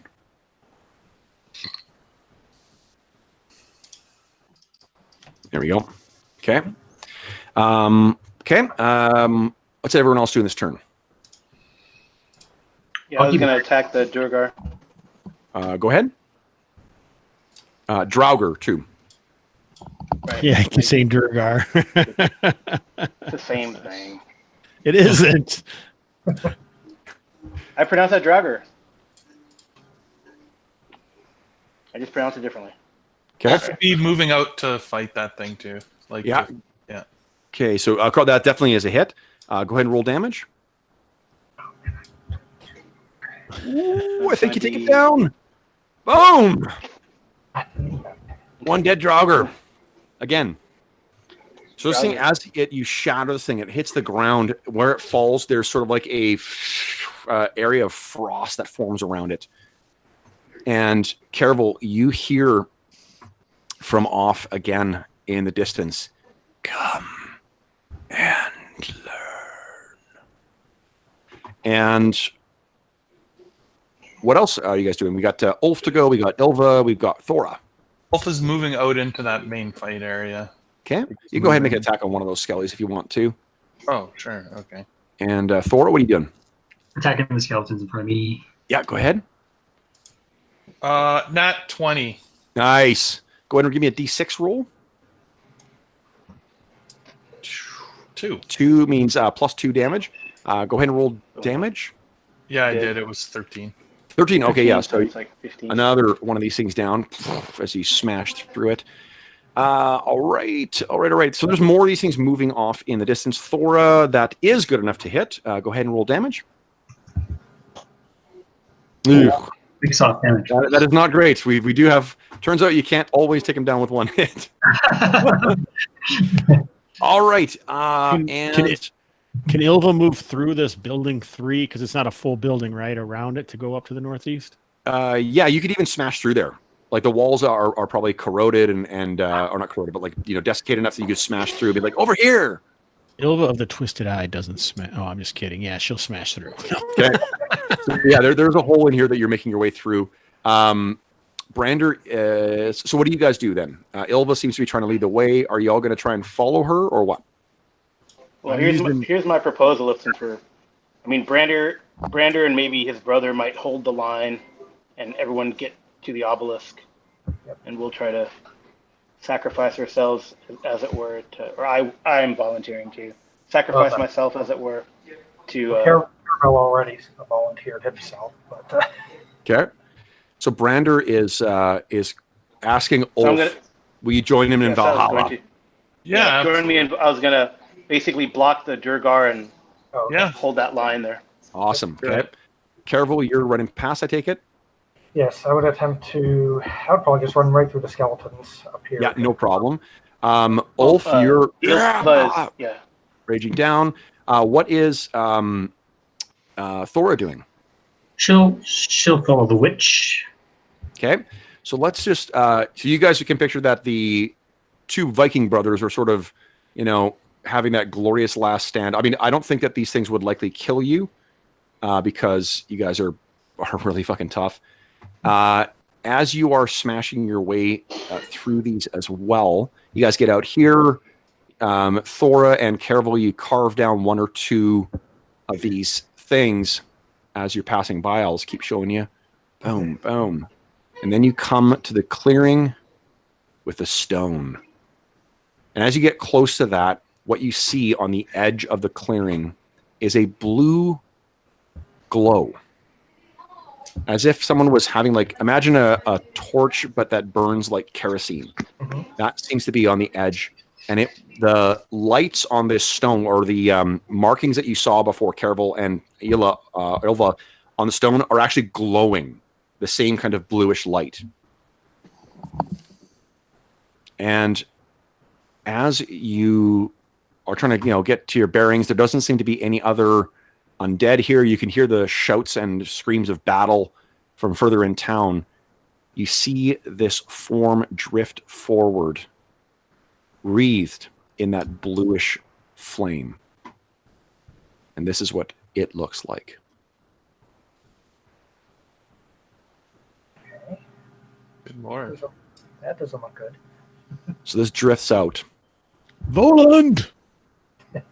And it looks at the three of you. Not Estathar. Sorry. But you can tell that it's actually, Caerval, you can tell it's looking directly at you. Hmm? I stare straight at it. And it says, again, in your mind, in a language you don't understand, but you're able to comprehend, you would come and learn. I would come and learn, as long as Regan lives. The binding of fate costs much. I already said. He says it like, he says like, I don't understand. I've already told you yes. And you offer the tribute.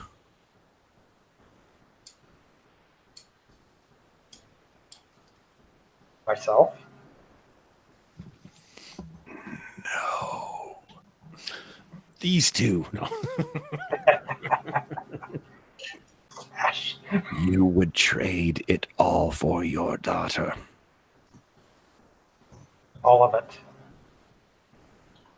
And its eyes sort of flash with light. And it says, Even your honor.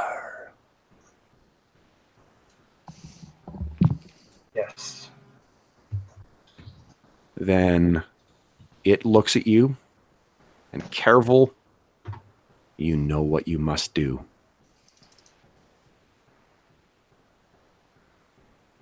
I do. You turn, and while Ilva has her eyes trained on this creature, you bring your hammer down on her head. Knew it. Thora spins around. And what do you say? What do I say, or Thor? What does Thora say? She'll just say, "What? Why?" My Caerval, daughter. Did he kill her? your eyes Yeah. are filled with tears at this point, Caerval. My daughter. Her life is everything to me. And then I swing. Thora, you maybe are able to bring your hammer up or your shield up once, but the brutal strength with which he's hitting you, and you can feel that there's a cold wind blowing through as well. We cut back to the two brothers who are slowly being overwhelmed by the hordes and hordes and hordes of undead that come charging in. And by the time we cut back to Caerval, he is the only one left standing.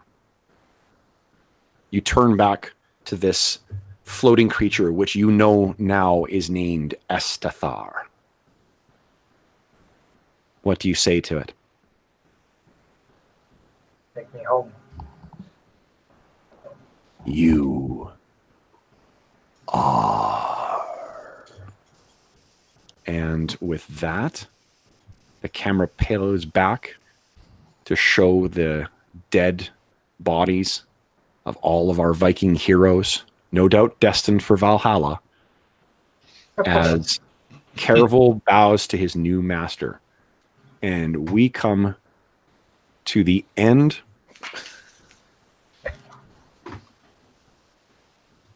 To Ulf.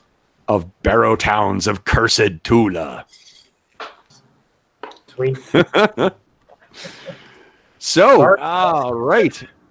For those listening at home, thank you so much for joining us for this very special charity one-shot made possible by the very generous donation of our star of the evening, Robert Gamble. So, Robert, thank you again for your very generous donation. This was a ton of fun to prep and run. So, Thanks, Robert. Great job. if anyone has any questions, comments, or concerns about this doomed session, please feel free to leave a comment in the comment section below, or you can reach me on Twitter at Dungeon Musings, or you can reach me by email at dungeonmusings@gmail.com. This session, again, was made possible by the very generous donation that Robert made to the Heroes Save Villages charity campaign that we're running on the channel.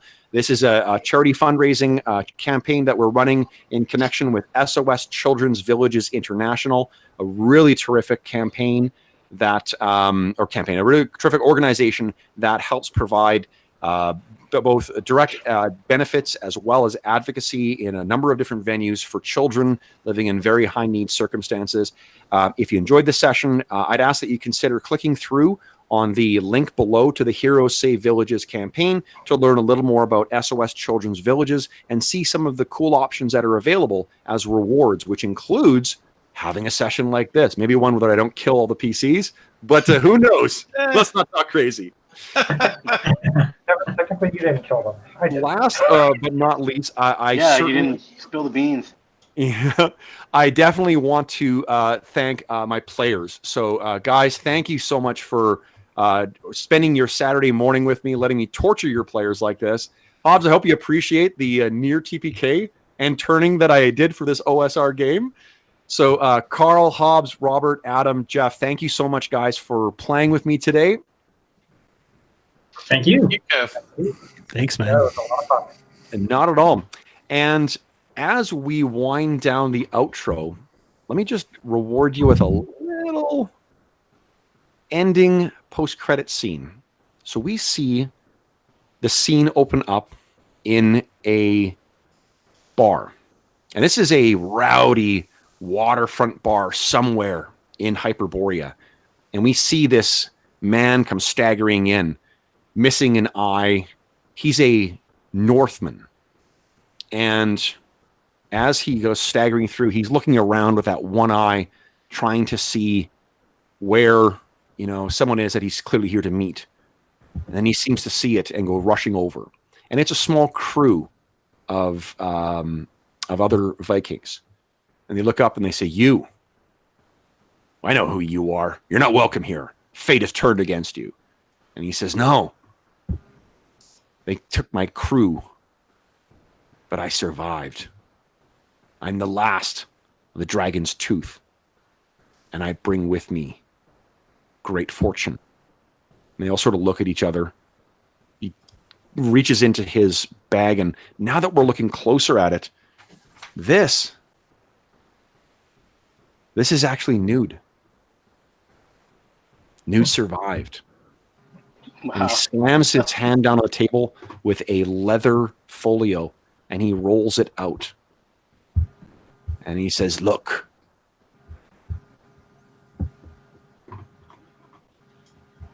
We must return to Thule."